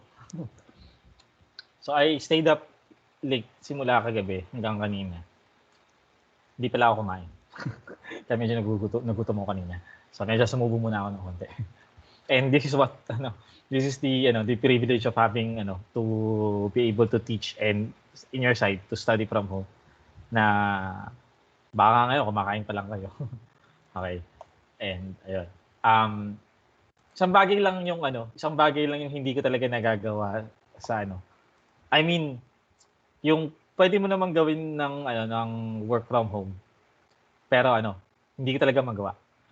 Yung hindi maligo bago mag-class. Hindi ko kayang magklase ng nang hindi ako naliligo. So number one kasi makikita niyo ako sa camera. Pero kahit naman may camera or wala, okay. Pwede naman ako hindi maligo kasi hindi niyo mapapansin eh. Okay. Papansin niyo siguro medyo mahaba yung buhok ko. Pero mahaba na talaga yan. And hindi naman ako maamoy. So, ayun. Kasi hindi ko talaga kaya hindi maligo bago magklase. So, ayun. So continuing, we will discuss for the rest of the time, we will discuss yung time response.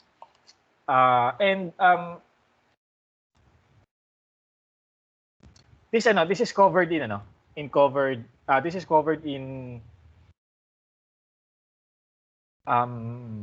lessons 4.1, 4.2, 4.3, 4.4, 5.1, 5.2, 5.3. Okay, all of this covers yung activity 4 ninyo. Okay. So, I'll write it down na. Lessons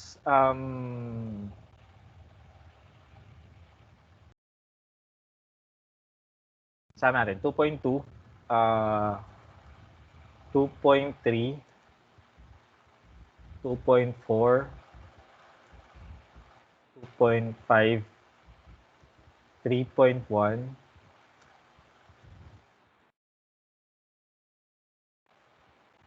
3.2,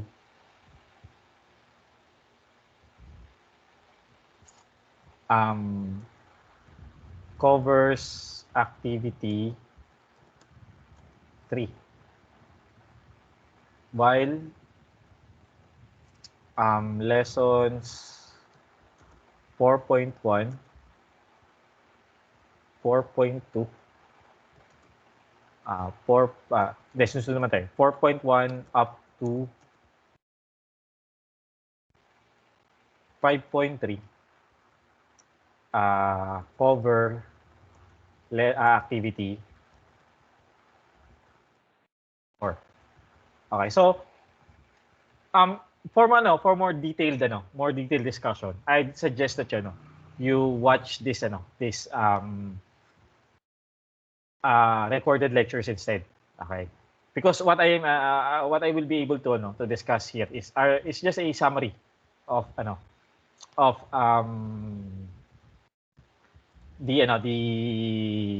these lessons, okay, as it actually applies to your activity. Okay, pero if I was able to leave out some of details, probably you can look for them dun sa recorded lecture. Okay, so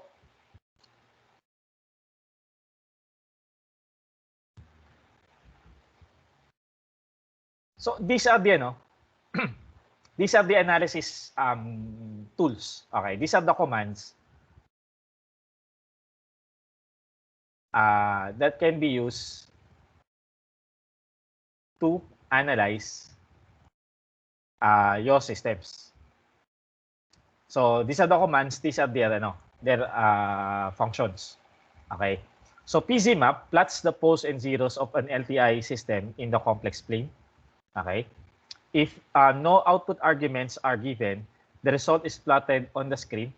Okay. Otherwise, the poles and zeros are computed and are returned. So if you don't specify output arguments to this function, what is given is the plot instead. is the plot of your poles and zeros. And I would just like to emphasize that in the lessons that covers time response, the role of the system pole, okay? The role of the system pole is very important in predicting your response. Okay? System poles can dictate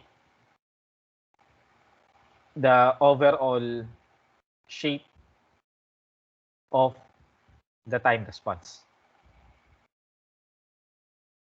Okay? So, ayun. By the way pala, before we go into this, okay, before we go into this now, as I said earlier, we are on the first part of the analysis of your system. Okay, basically we will analyze your system in terms of three performance specifications. Okay, we will analyze your system in terms of three performance specifications. Number one is time response. Okay, so we'll analyze your system in terms of how it is behaving in time. Okay, how basically this measures how fast, okay, the transient response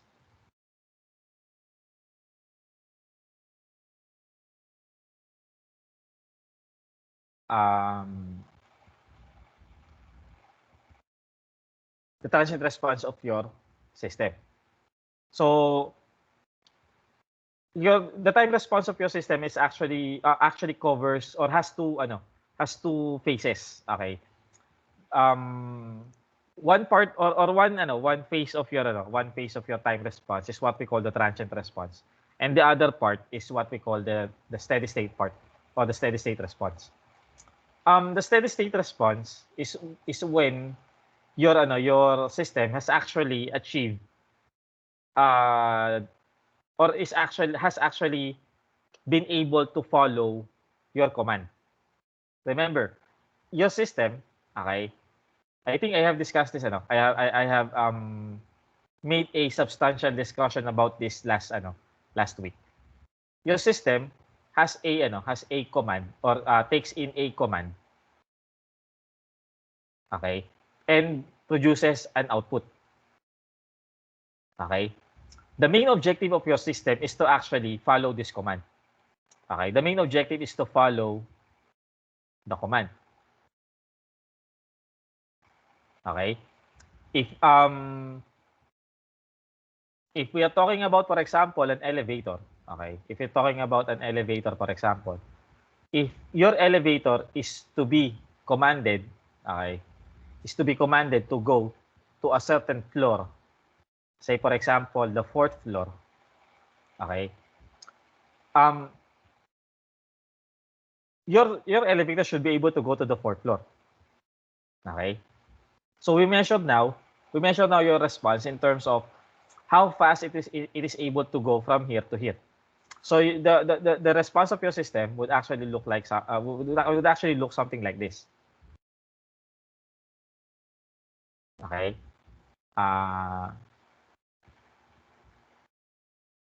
That. Something like that. Wherein this level actually depicts that this is now the 4th floor. This is the 1st floor. This is where you started. Okay? So this part where your elevator has seemed to already on the state wherein it actually had already followed the command to it is the part which we call the steady state response. Okay? And it actually starts, okay? It actually starts when your response has reached a time called settling time.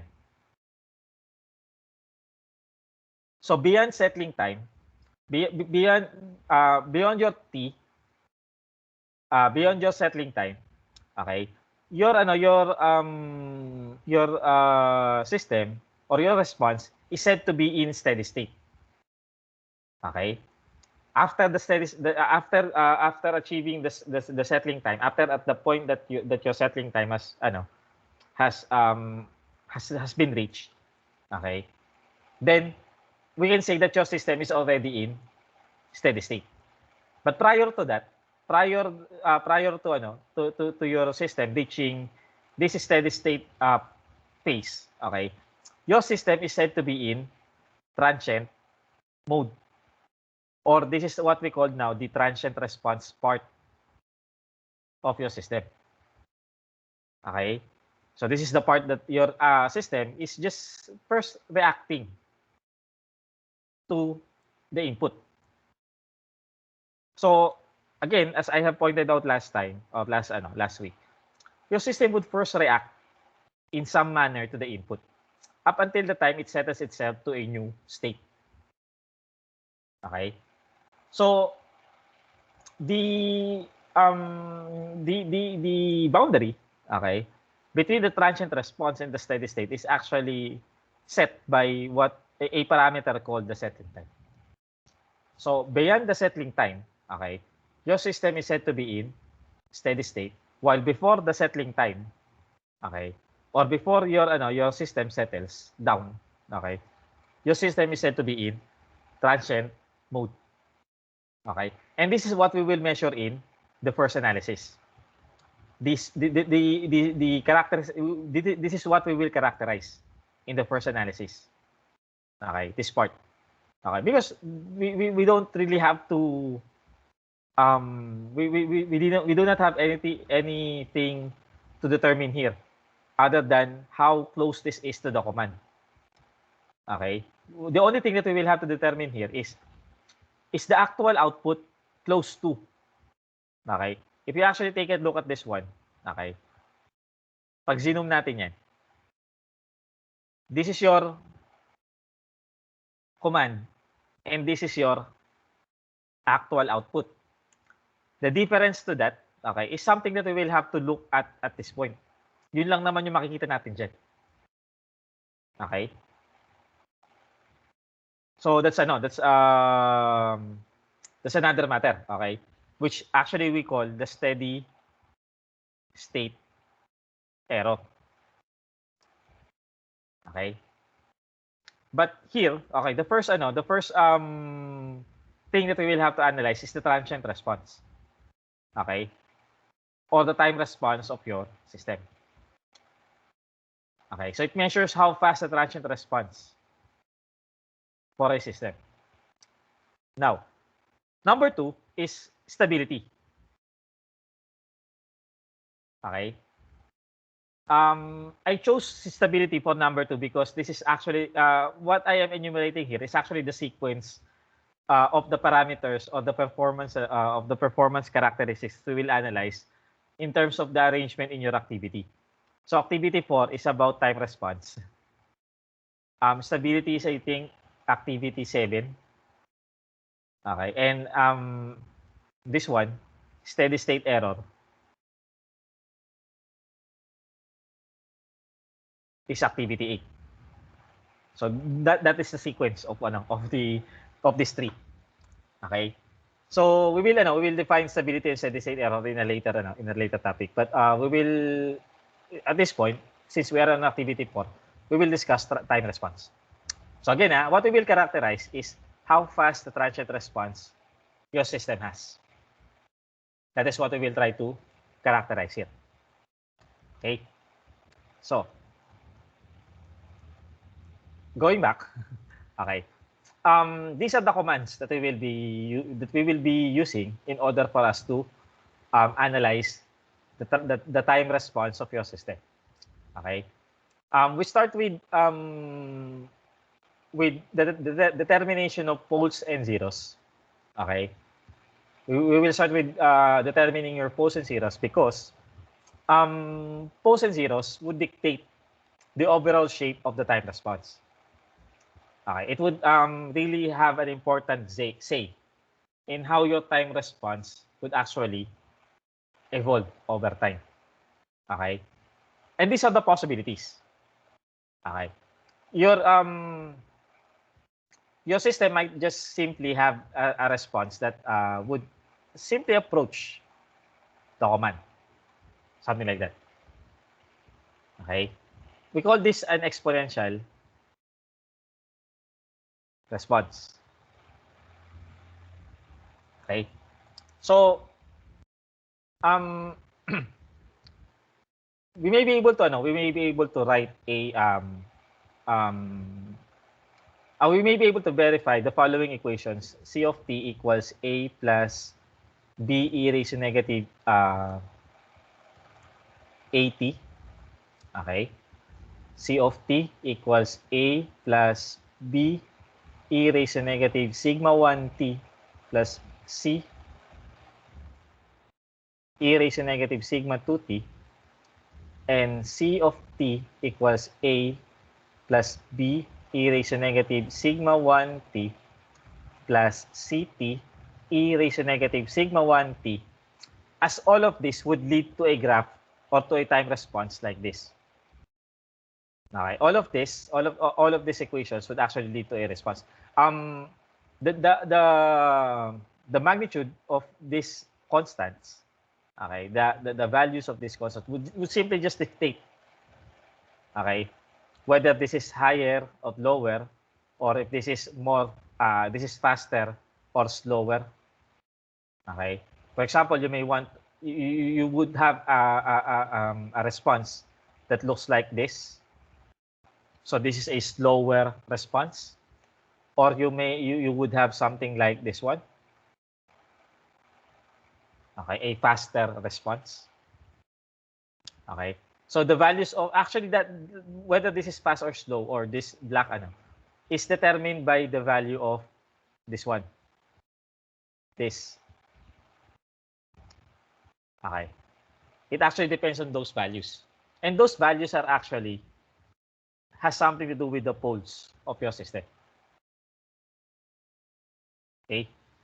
So that is why, again, we're talking about how fast or how slow your response is.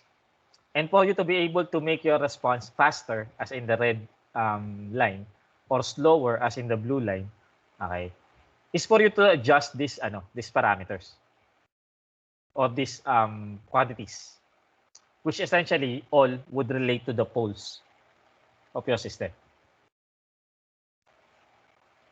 Okay, so that's one form. Okay, another form of your response might be something like this. By the way, this is time, and this is the value of your response. So this is time. This is the value of your response. Okay. Your response might look something like this.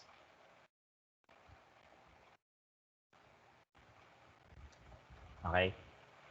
It has it oscillates. Okay, it oscillates on a certain part, or for a certain amount of time.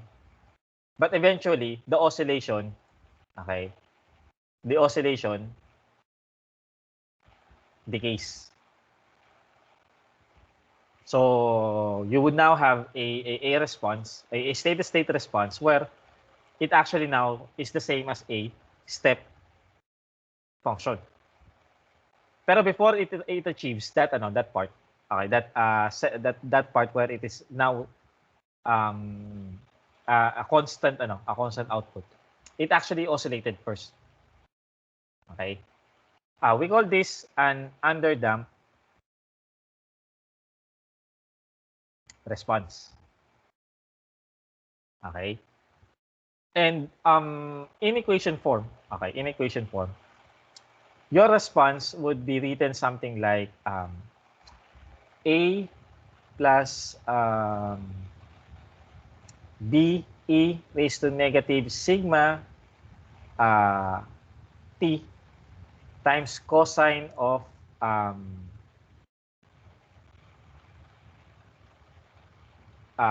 omega t minus p, something like that. Okay. Now your poles in this case, your poles are indicated here and here. The poles are indicated, okay,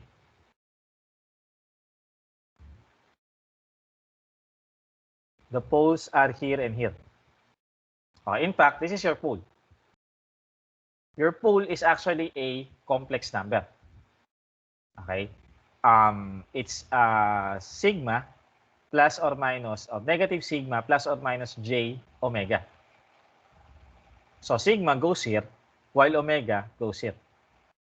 This is now your pole. And these are two poles. Okay, so basically, if you have two poles, that actually also relates to the number of or to the order of the system.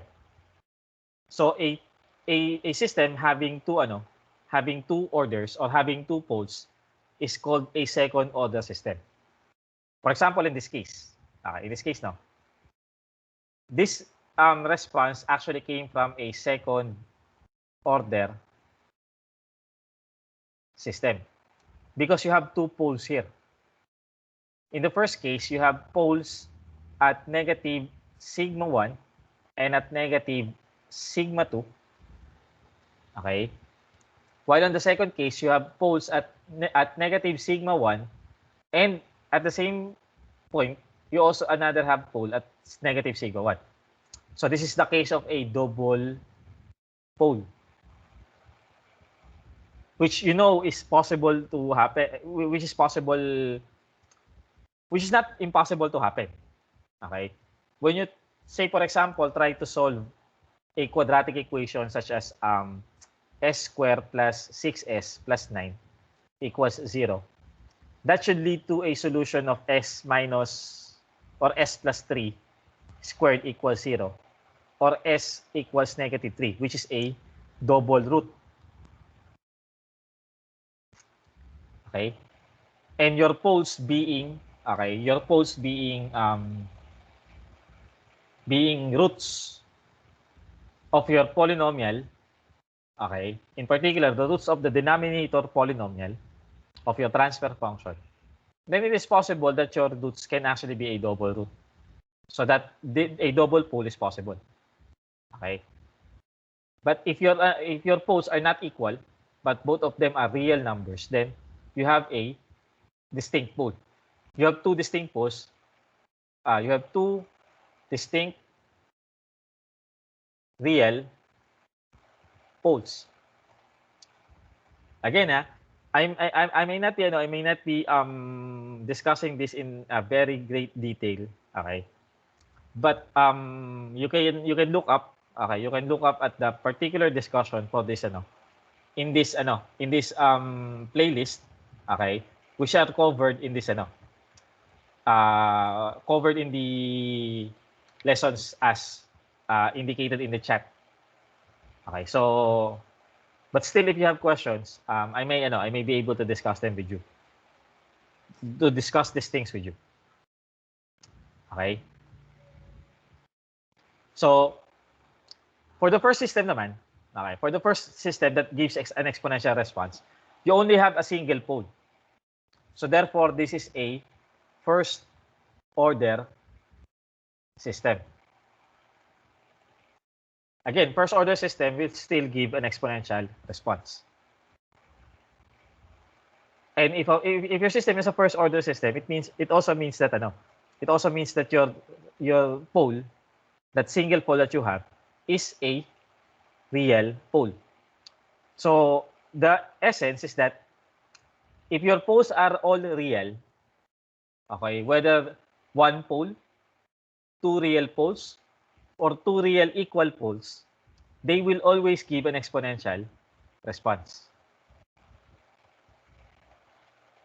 Okay? But if you have a complex pole such as this one, okay, that will give you an underdamped response. It's also possible that you have also a response that looks like this.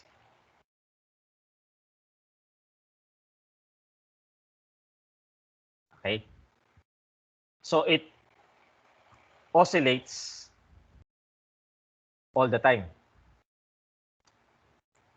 So meaning it doesn't achieve the if you command this with a certain command that would like to achieve a certain constant value, but instead of achieving a constant value, your system or the response of your system is actually an oscillatory, it oscillated around that constant value. Okay. We say that this system is a undamped system, or this response, okay, is what we consider as an undamped response. And in that case, the expression for the output or the response of that system is purely oscillatory.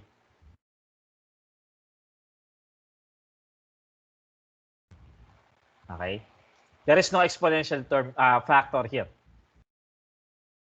So the pole of this one would actually manifest here in omega. And since there is only omega here, that omega is actually an imaginary pole, or that gives that actually came from an imaginary pole, or two from a pair of imaginary poles. Okay, so if your poles are complex, okay, you have an underdamped response. If your poles are imaginary, your poles are your response is an undamped response. Okay, so I hope I am getting through you with this one. And again, I'm not really trying to dig into the details, because I am trying to I am hoping that you would be able to get the details from the recorded lecture. Okay. The next four commands here, impulse, step, ramp, and LSIM, allows us to actually record or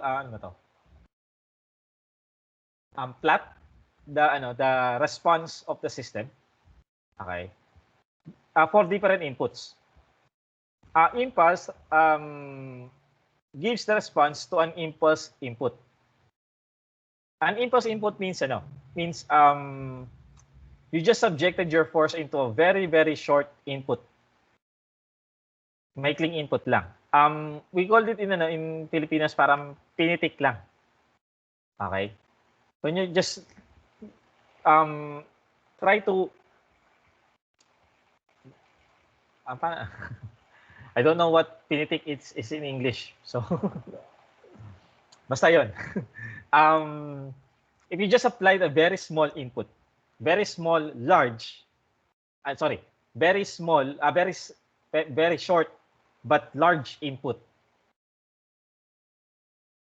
to your system, you call that an impulse signal. Okay? This step, okay, obtains the step response. Okay, so step response is the output of the system when the input is step. So we have discussed this already before. When you say your signal is a step input, okay, it means that you have an input that is constant all throughout time.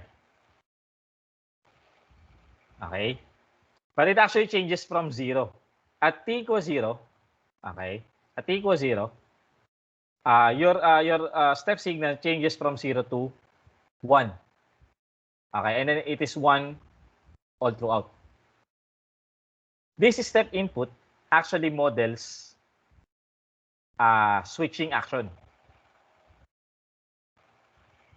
This actually tells you that this actually tries to model a system or an input that changes its state from 0 to 1 instantaneously. So from there, you would see how would your system now would react to that change in state from 0 to 1. Makikita natin ngayon how would your system now behave. Okay, if you subjected it into a switching input. A ramp, this ramp function returns the response of LTI systems to a ramp input. A ramp input is a linear input. It's an increasing, it's continuously increasing. Okay, as time progresses. So this is your ramp input, TU of T. Basically, this is your U of T, your step input. Okay. This is your ramp signal.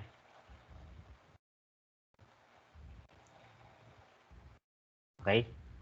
Now, finally, you have LSIM. LSIM is a function that can be used to generate the output of a system. But you have to define your input first. Kasi dito sa in the impulse, step, and ramp functions, you have a predefined you have a predefined input, which is impulse signal, step signal, and ramp signal respectively for these functions. But if you want to have an input that is different from an impulse input, a step input, or a ramp input, you would use LSIM. Halimbawa, we can use this to say, for example, generate the output of the system for a sinusoid signal. Take note that any of these three would not generate a sinusoid or would not allow us to input a sinusoid to our signal, to our system. So the LSIM would allow us to input a sinusoid to our system. Okay, so these are the functions of these functions, and we will use this sparingly. Okay, most especially this and this and this. Okay, earlier when I was in the previous activity, you have seen me use step function, right? Or you have seen me use a step function to determine an output. Okay, so most of the time we will be using step function here in order to determine the step response. Again, when we say step response,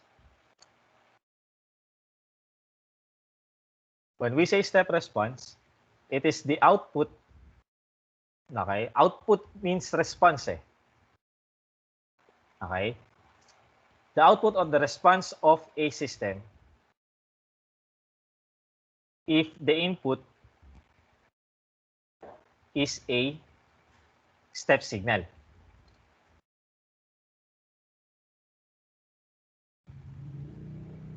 Wait lang.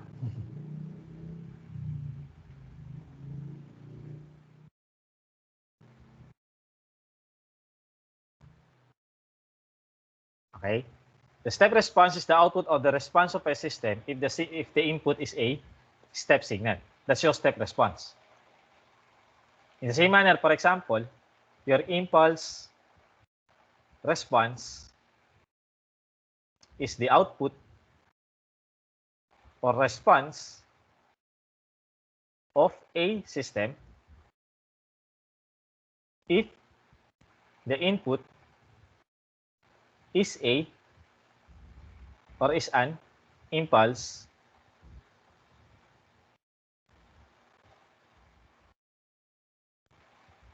signal. So we should be able to understand these terms, okay? Because later on we will use them most of the time. Okay. So yeah. Let us you will use these commands in order for us to analyze this system. So given that we have a system such as this one, okay, we would be able to we should be able to use these commands. Okay. So let's try.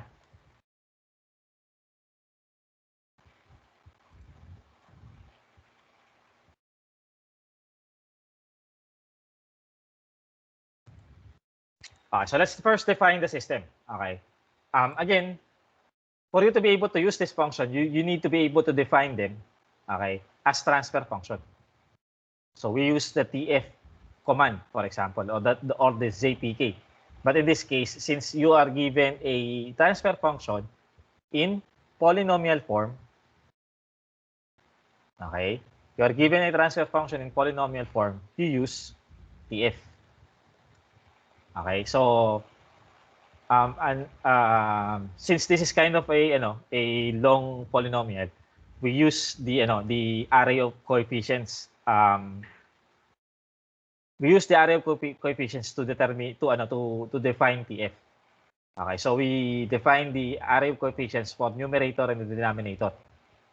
Okay, so we have here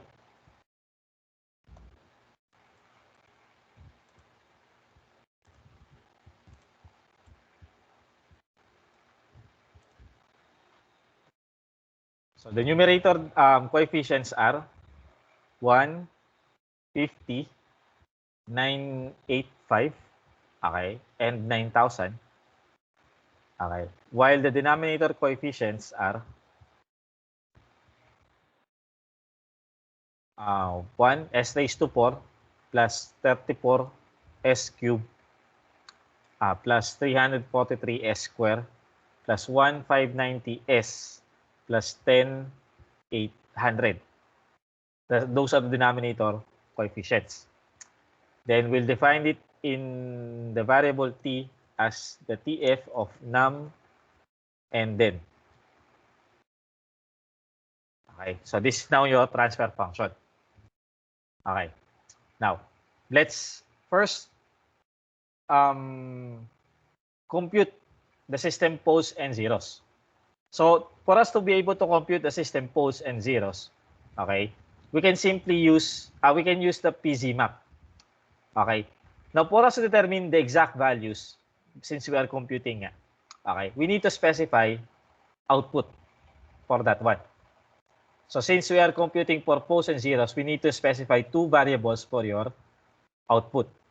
So we have here PZ, okay, equals PZ map of your T. T is your system. So we use T here as your, this is the variable that holds your system. So this is where your poles are located on these locations.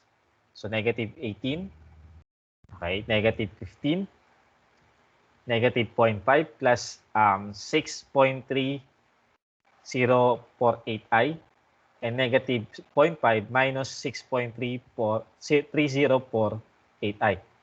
Okay, it means that you have two complex poles and two real poles. Okay, you have two complex poles and then you have two real poles. Question is, if you have two complex poles and you have two real poles, where would they actually be here? Okay, where would they be actually? What kind of response would we expect your system to have? Because we only have defined real poles, complex poles, and imaginary poles. But in the case of our example earlier, we have a combination of complex poles and real poles. Okay. Now let's look at the response later on, so that this is where we can we will be able to so that we can pinpoint where we would be characterizing them. Okay.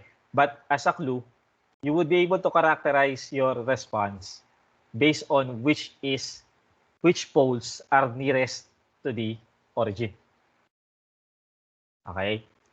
Kung ano yung pole that is near the origin, kung ano yung what is the characteristic of the pole that is near the origin, okay? That is the kind of response that your system would have. The kind of step response that your system would have.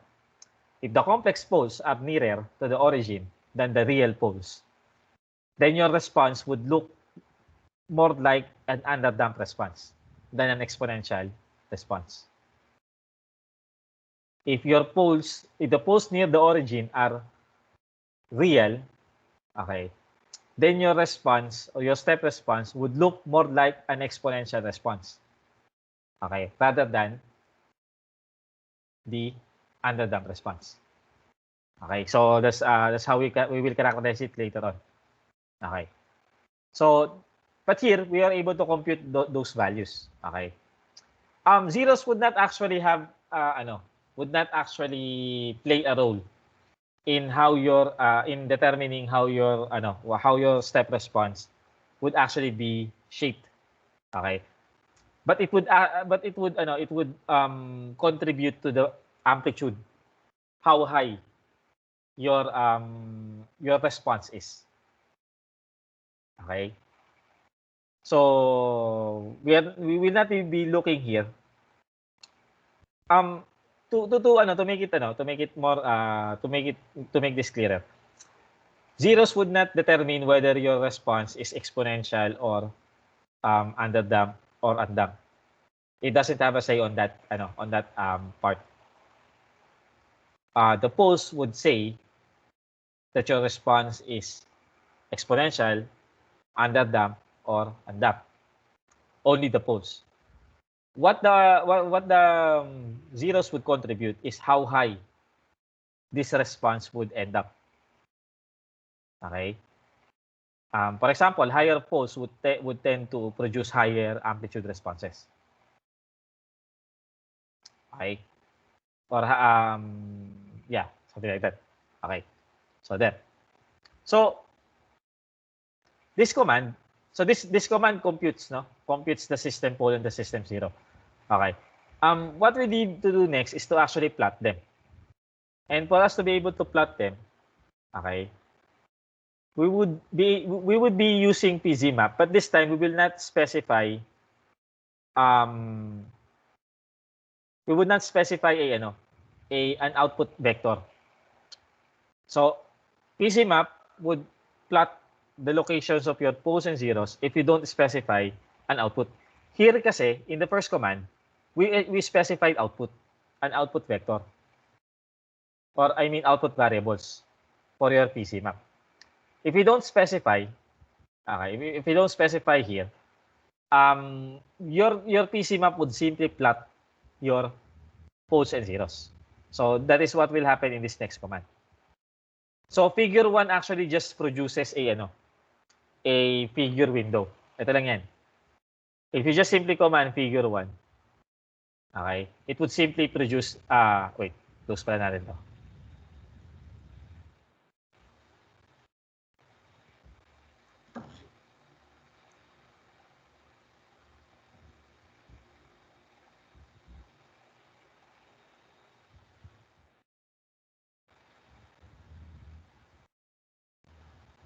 Wait lang.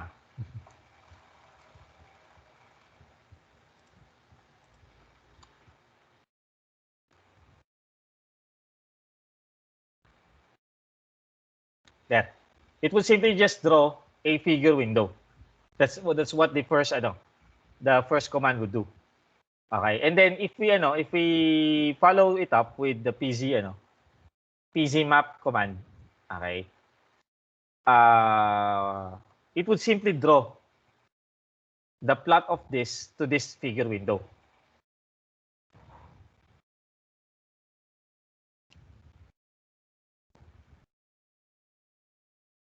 So there. You can see, okay, as you can see here,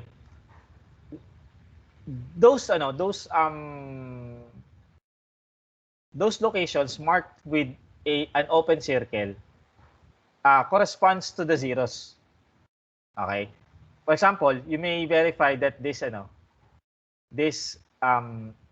location is negative 24.5 plus 18.3 I. This one. Okay? So that is a zero. While, for example, this one, that's negative 0.5 plus 6.3 I. So that's a pole. Ito. Negative 0.5 plus 6.3 I. That's your pole. Okay? So, open circles mark the location of zeros, while crosses, okay, mark the location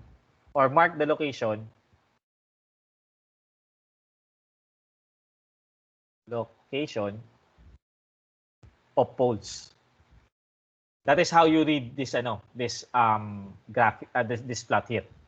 Let me copy this one here.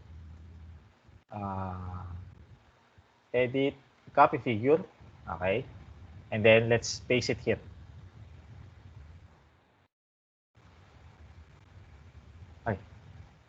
That one. Isa pa. Edit, copy figure. It seems it won't copy. So, ang gagawin ko na lang is I'll use the snipping tool to get a screenshot of this one. Ayan na lang.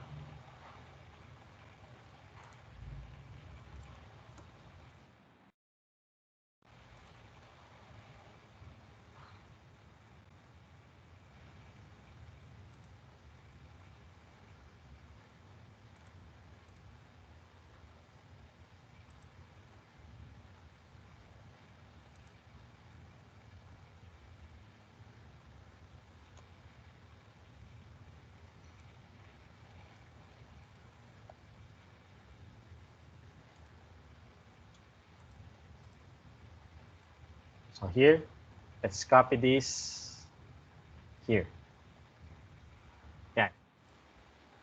So laki niya. Okay, so again zeros or open circles mark the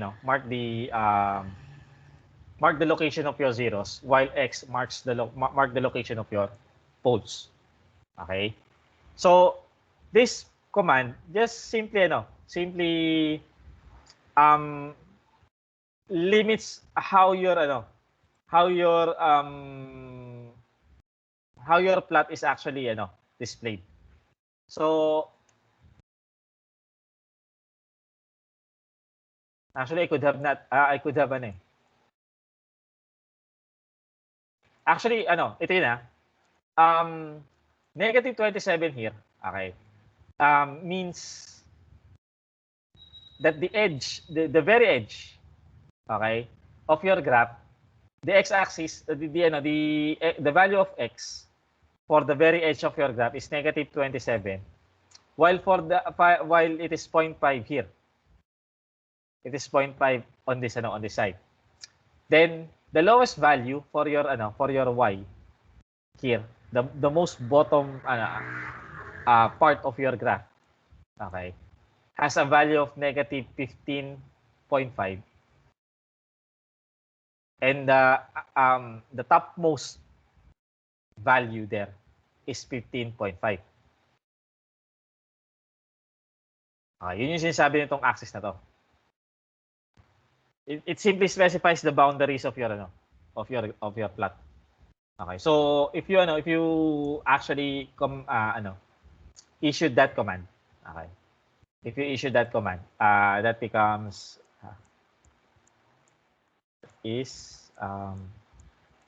negative 27, 0.5, negative 15.5, and positive 15.5.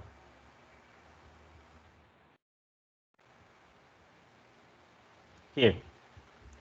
So as you can see, you have a graph now that is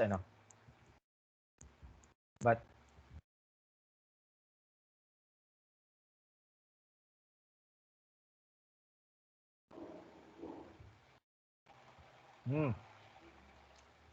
as you can notice, nawala yung dalawang dito yung zeros ko.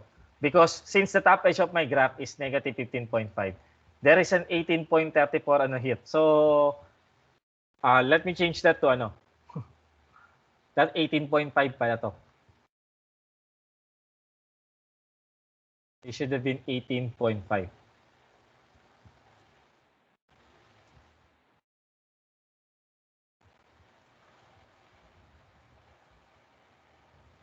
There.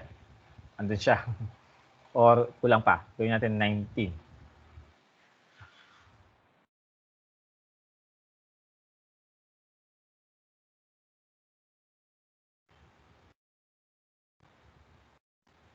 So there. There is your graph now. Okay. So I think I have to change that the value of that. Okay. Ngayon ko lang nakita yan. So this should be changed to 19.5 instead. And please do change this also in your manual. Okay? So when you are doing this part, please remember that change these values to negative 19.5 and 19.5 instead. Okay? I'll also change it in the manual. But please do remember that you have to to do this. Okay. Now, so that is your pole zero map. And again, as you can see, these are the poles of your system. This, and this. 1, 2, 3, 4. You have 4. These two are complex poles. And these two are real poles. Okay? So as I mentioned earlier, the response is dictated, or the shape of the response is dictated by the poles nearest to the origin. This is the origin. These are the poles nearest to the origin. Okay? These are the poles nearest to your origin. So later on, if we actually evaluate, or if we plot the step response of this system, okay, we would be expecting that this system would have a response that is more of an underdamped rather than an exponential response. Because the complex pose, which gives off underdamped responses, okay, is nearest to the origin compared to these two real poles. Okay, so we would be expecting later on that this system, okay, would give off an underdamped response. Okay, so ayun. So let's type in figure 2, impulse T, okay, and figure 3, ramp T.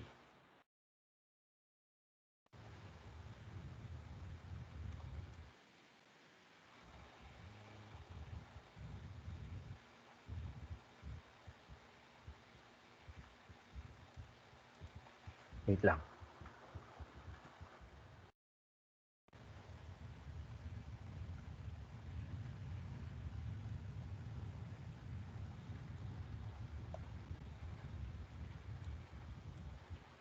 This is figure 2, okay?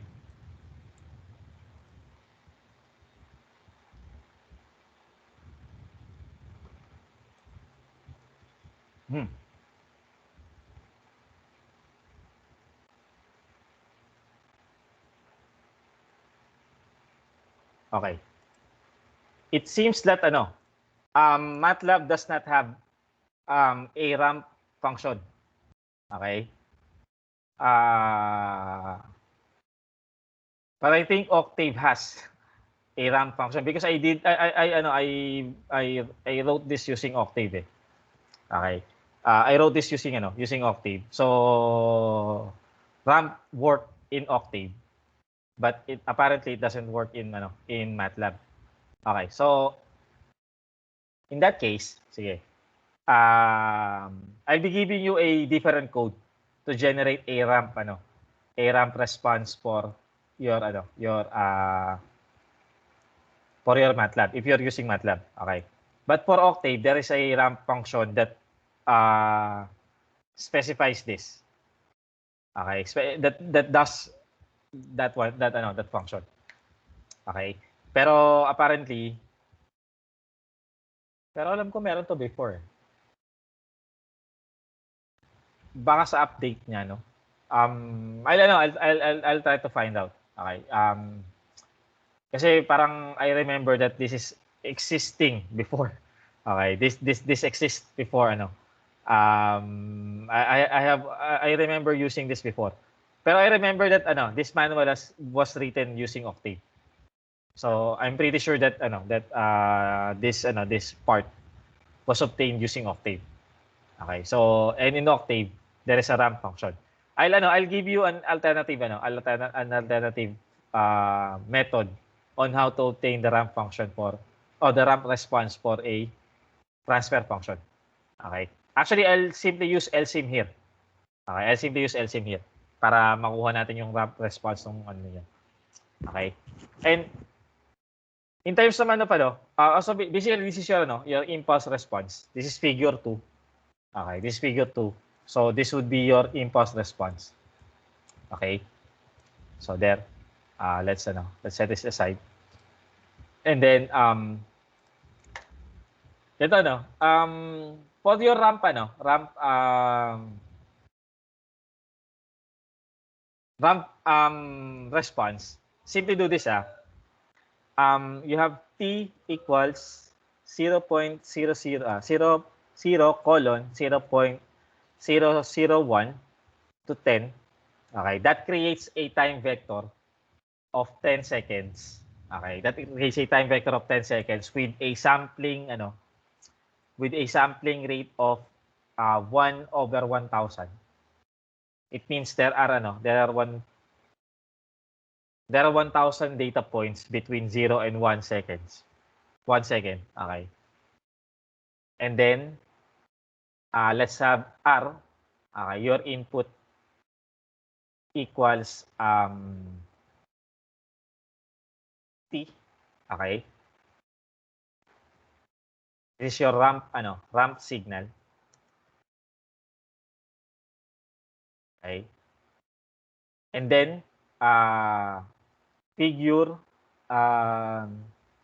3, because we're trying to get the ramp response of your system. LSIM TRT. Okay.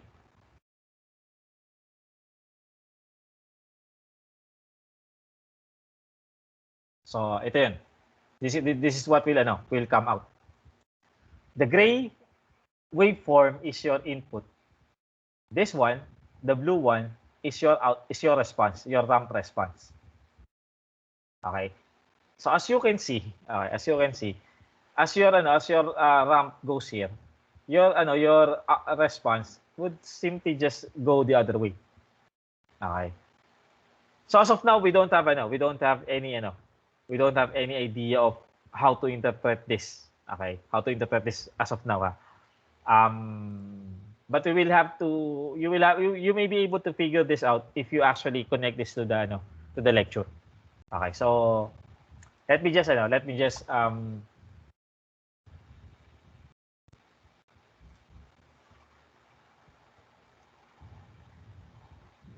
get this. Okay, and then paste this here.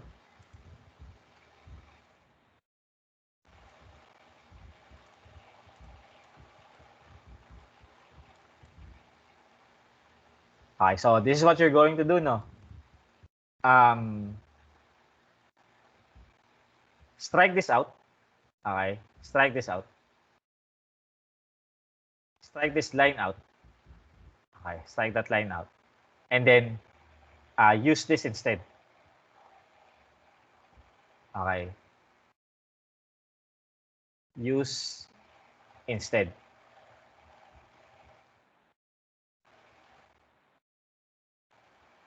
This is for your ramp response. Okay. If the command ramp won't work, so we'll simply use this set of commands. Okay. So I hope this is clear to everyone. And again, if you have questions, please just simply refer them to me. Okay. And finally, for the sinusoidal response, so we will just replace. So we'll define the same T, but R is defined to be sine of 2 times pi times T. Okay. This is now a sinusoid signal.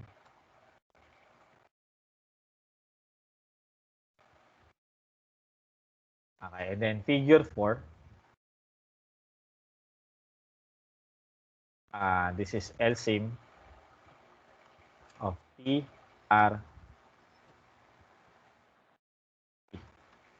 T here is your system, R is your input signal, and T here is the time vector.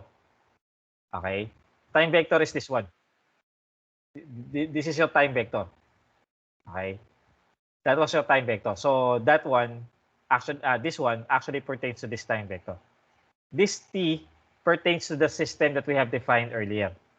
Okay? It pertains to this system. Okay? We have defined this earlier as T. Okay? So if you actually press enter here, this is your output. So as you can see, your system for a sinusoidal input, your system also responds with the sinusoidal output. Okay. Of course, that should be obvious. A control system should follow the input. So if the input changes or the input is changing continuously, dapat the output should also be changing continuously. But here's the thing. The thing is that the sinusoid, the output response is actually delayed by a little bit. Okay, it's actually delayed by a little bit. And although they have the same frequency, okay, they have the same frequency. Okay, it would be obvious that their amplitudes are different. Okay, their amplitudes are different. The amplitude of the input is 1, while the amplitude of the output is more or less 3. When I'm talking about the amplitude, it means the maximum value here and here. So it goes from -3 to +3. So that's the amplitude is 3. Okay. I have a question to do we still have our ME students there?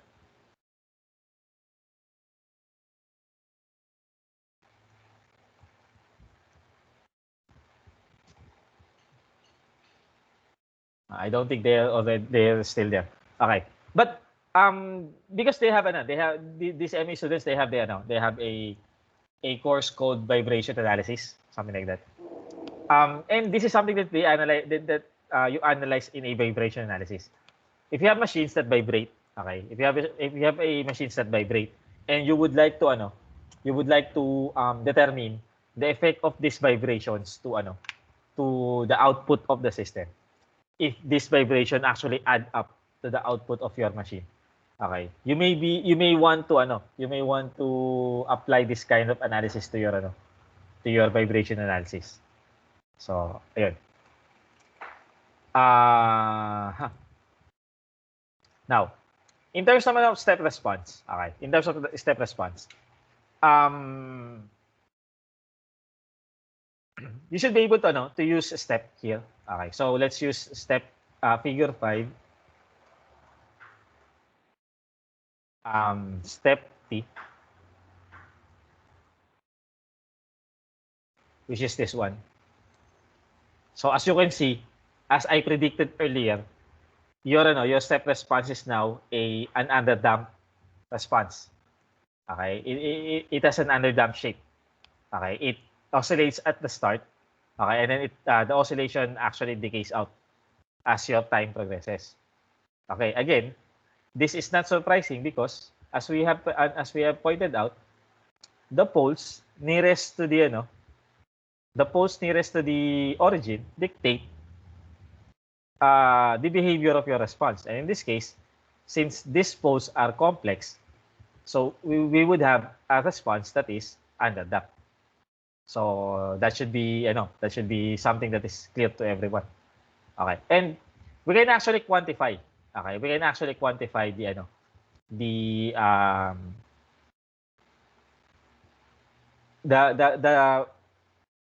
parameters or the characteristics of this step response. Okay, we can quantify this in two ways. Okay, in two ways. If you're using Matlab, because this is not something that you can find in Octave. Okay. In two ways. Number one, you can actually do a right click on this graph. Okay, and then hover your mouse over characteristics. Click on one of these. Say for example, let's click on peak response, which directs us or which points out a data point here, which now tells us that the overshoot is 510%. That's one of the characteristics of your time response. That overshoot. Okay. That the other one is at that time. Let me provide a screenshot of this.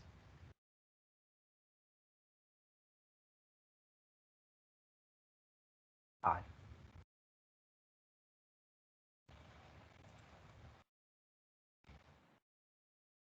So here. So one characteristic that we need to read off from this is this overshoot. Okay. And this one. Okay. Which is your peak time. Again, these are discussed in the recorded lecture. So if you can if you have time, please do try to find the definition of this. Okay? So, yun. Another thing is this one.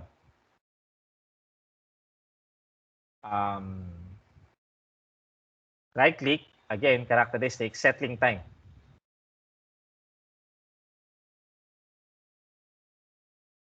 So here is your here is your settling time.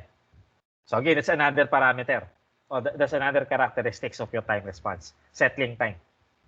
Okay. Let's have a screenshot of that.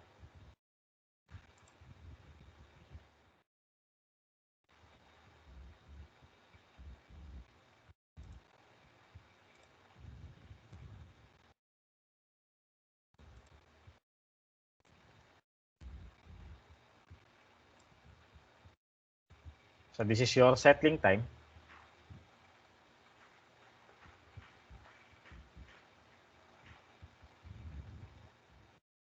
Again, as I defined settling time earlier, this is actually the boundary where your response crosses from transient to steady state response. So from here, okay, from here, actually from here to here.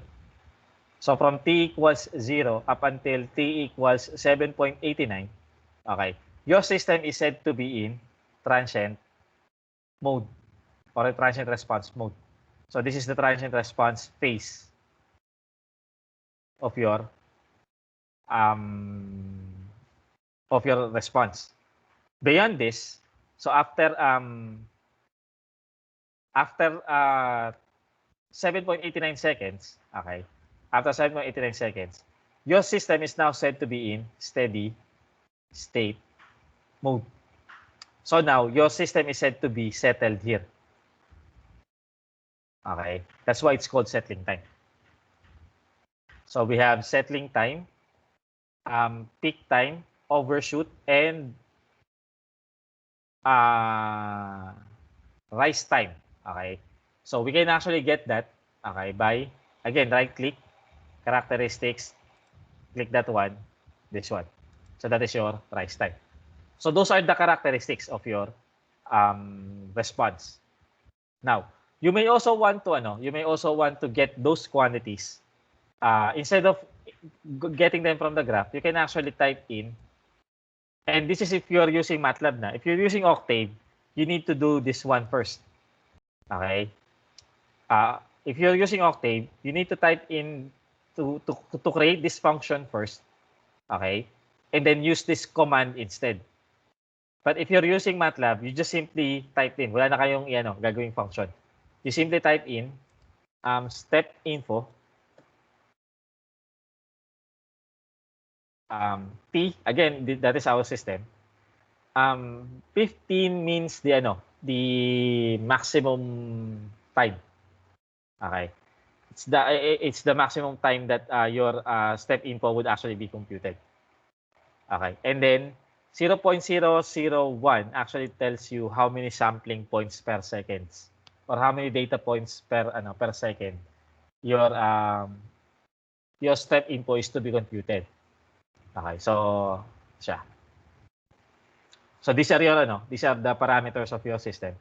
The rise time is 7.68 times 10 raised to negative 4. Okay, you read this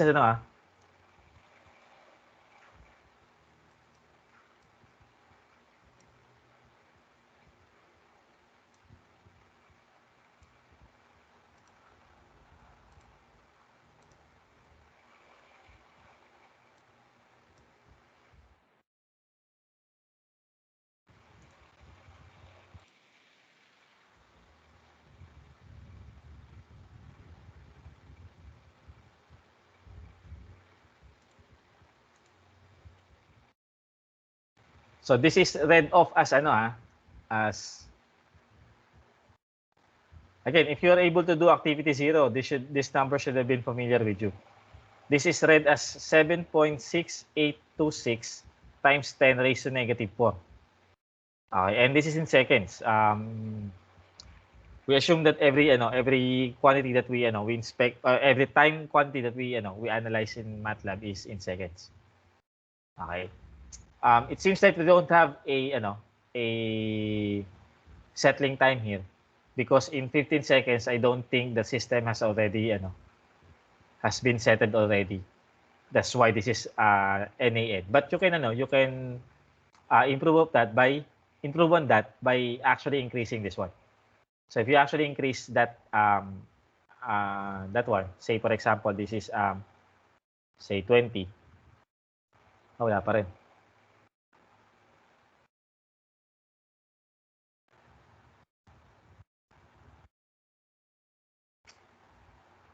Anyway, so sige.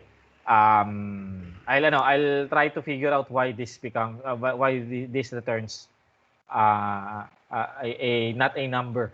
Okay? Pero basically, your graph tells you a different story. Your graph tells you that you have 7.89 seconds of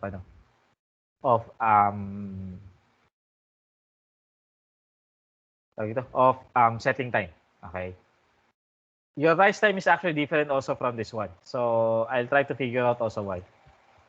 But your overshoot is more or less near that value.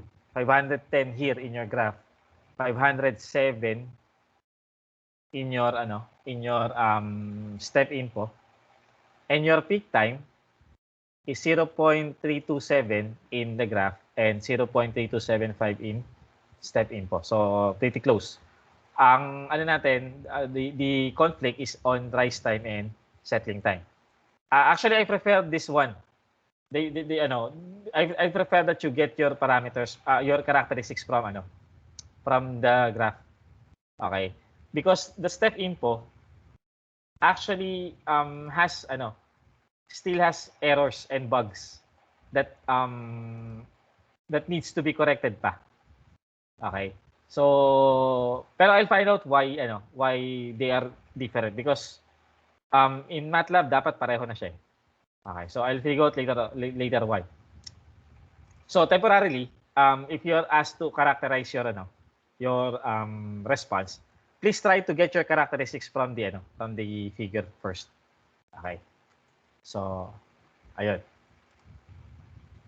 So I hope that you will be able to I have given you a jump start, okay, on how to work on activity 4. Okay. So yung theory would actually be discussed after that. Yung theory behind the response. Kasi dito, tinuruan lang tayo kung paano gumamit ng we were taught how to use Matlab in order to get responses, the post-zero map, and everything. And this the discussions here, as well as the questions, would actually allow you to verify what the theory states. Okay. And again, the details of this are discussed on the recorded lecture I have provided on the chat. Okay. So I think that ends up our lecture for today. I used 3 hours of your time to discuss this. Okay. So ayun. So reminder, 20th is the submission of your activities. Okay. So I hope that you are progressing. Okay. And if you have questions and inquiries, please do raise them with me. Okay. Please do ask them with me so that we can discuss. Okay. So if you don't, I don't think may questions naman na kayo, kasi I think some of you are not really really that attentive right now. Okay. And I'm just waiting for the recording to end para makuha niyo yung recording. Okay. But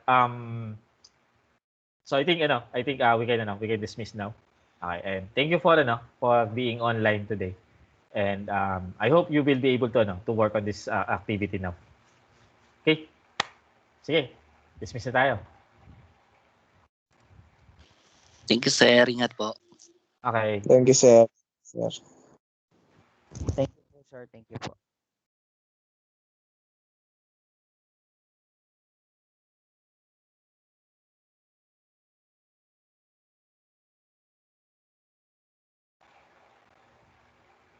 Palagout na lang please kindly log out din